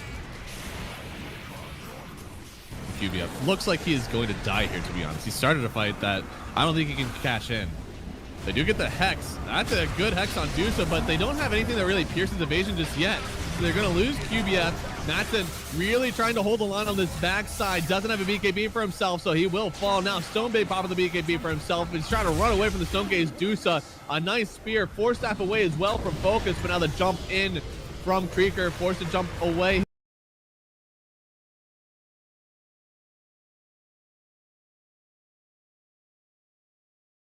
himself. And with this Scotty on Crystallize, I don't know. This is a lot of damage you have to burn through and focus. Again, still no BK or evasion piercing. They still have the damage. It looks like Crystallized Manta needs a little bit more focus. It's shifting harder and harder strength machines, less and less damage. The punch up, they finally clear the illusions. And it's foregone. Is under attack. Only losing the Huskar. I'm telling you, this team just shoots himself in the foot and then takes the best team fight you've ever seen. This level up team, if they stopped getting in their own way, definitely could be the upper hand in this game. Because what an insane fight. Once again, the Huskar is just enabling the rest of the team. And we are closer and closer to the MKB now for Morphling. Only about 4,000 more gold. Which again, probably about 6 to 7 minutes from now. Because we've waited so long. Actually, no, we're closer than that. Because he has 12,000 in the bank. Or 1,200 in the bank. So he's probably like 4 minutes away. Still looking at a 38 timing.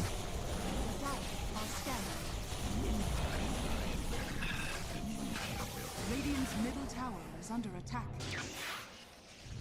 I love doing simple math on stream. Simple math is nice.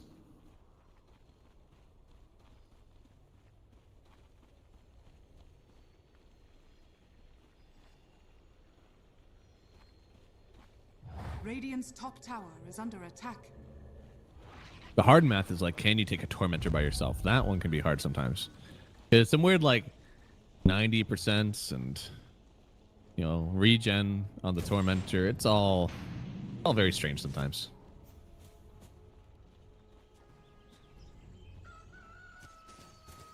Palianytsia smoked up again. This has seemed to work out for them as they smoke up and find the best target in the world with nobody around them for some reason. But the smokes are starting to wear.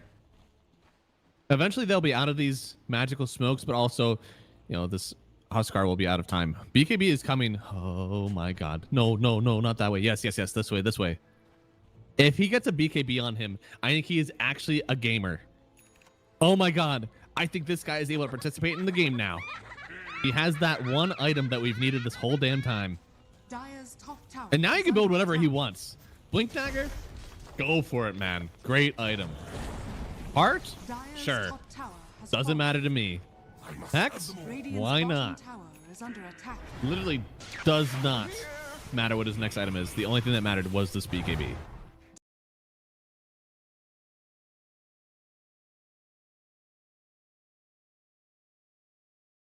Dire's top tower is under attack. Radiant's bottom tower is under attack. Illusion. Radiant are scanning.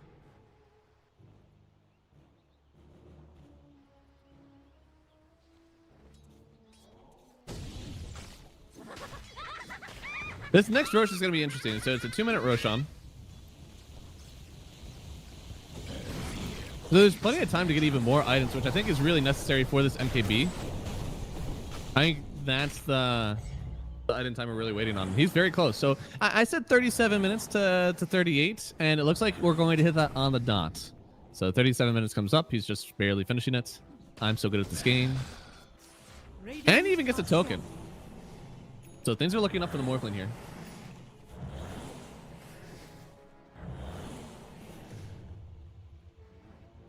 Can you read this correctly? No, I genuinely can't. If you could tell me how to pronounce it correctly, I would be grateful, actually. I'm not a salty man. I know that I probably mispronounce these things. But I would love to learn how you're supposed to pronounce Radiant's them middle correctly. tower is under attack. I definitely Americanized it.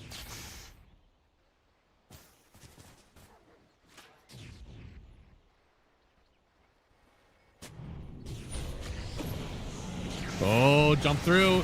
Going the whole way down to the backside with this arena. But Fortnite, man, they're just trying to stay on Matson, who still has a BKB to pop. Now, if you can kill this Huskar before he pops the BKB, this could be good for you. And there it is. He's just gone, never got a chance. Don't make down as well. And I just don't think that a Morphling is able to solo carry this fight. Now he's trying though. He's trying his best. Goes onto the low ground and forces the BKB TP away. Level Up will not have a claim to this Aegis, and it's going to be another one fight. Doesn't told me how to pronounce it. So I know what I'm doing wrong. It's that I'm saying like this YTSIA. I don't know how to pronounce that sequence of letters though. Palyan, I'm at least getting that part right. Palyan, and then YTSIA. Dire's bottom tower is under attack. Those things, my mouth just doesn't move like that. I need to get an interview with one of the teammates after this game. I won't ask any questions about the game. I'll just be like, how do you pronounce your team name? Does it say if I click on their team in Liquipedia, does it say how to pronounce it?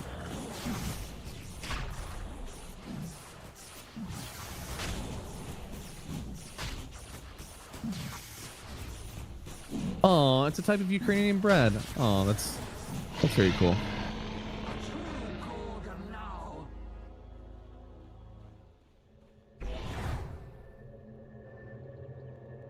Oh boy, what are these TPs? Where are we going? Oh, Lord, we're going after the Morphling. There's no BKB on him for another 4 seconds. They got a pretty good idea about it as well. 1 second, here it is, but he gets chain locked, and the snowball is not in time. Now Stonebake is coming in as some sort of last-ditch effort, but they already had the save on Moonlight. Now jumping on a match and able to block the BKB, but he gets broken immediately. They will kill Creeker, but they don't kill anybody else, and this may have been the dive to lose the game. They wanted to save their Morphling, but he was already dead then. Now Level Up. They will get team wiped once more. Age is still on the Medusa. Who had the break, actually? Was that Ags on? Yeah, it is. Ags on the Shadow Demon.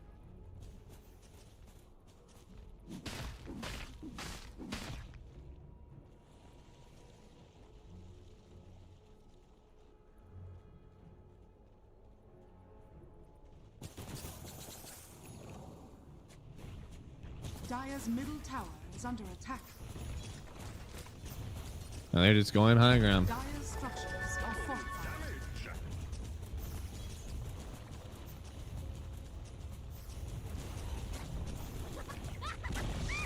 Dire's middle tower has fallen. Man, they're just running Russia right up here. Ain't nobody to stop this. Everybody is dead. And Crystallis, with his own MKB in the mix as well, he's just getting ahead of what he knows is going to be a butterfly eventually on the Morphling. And they're just going to keep on taking these racks. This will be Megas now, and Level Up have a lot to fight into. I think they had the tools. At some point, each of these bits and pieces were around. They just weren't able to take the fight together.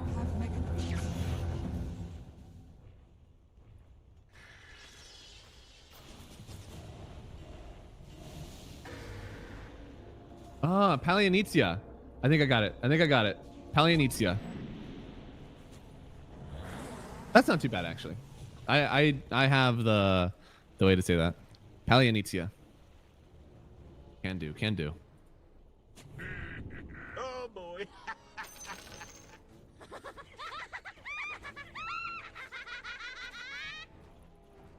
Matson is like... Matson is probably going insane. He's just gotten rotated on and bullied this entire game. I think he could have made it easier for himself by building the BKB earlier. But his lane, like, that was something that a little unforeseen. But the jump in, they're trying to end this one on Palianytsia. They get on top of the Huskar. He's broken. He doesn't have the magic res. He doesn't have the health. But he does still fall. Now Fortnite Man does die in the midst of the arena, but without Huskar, it's still going to be a bit of a hard engagement here. Focus doesn't get the Gorgon's grasp.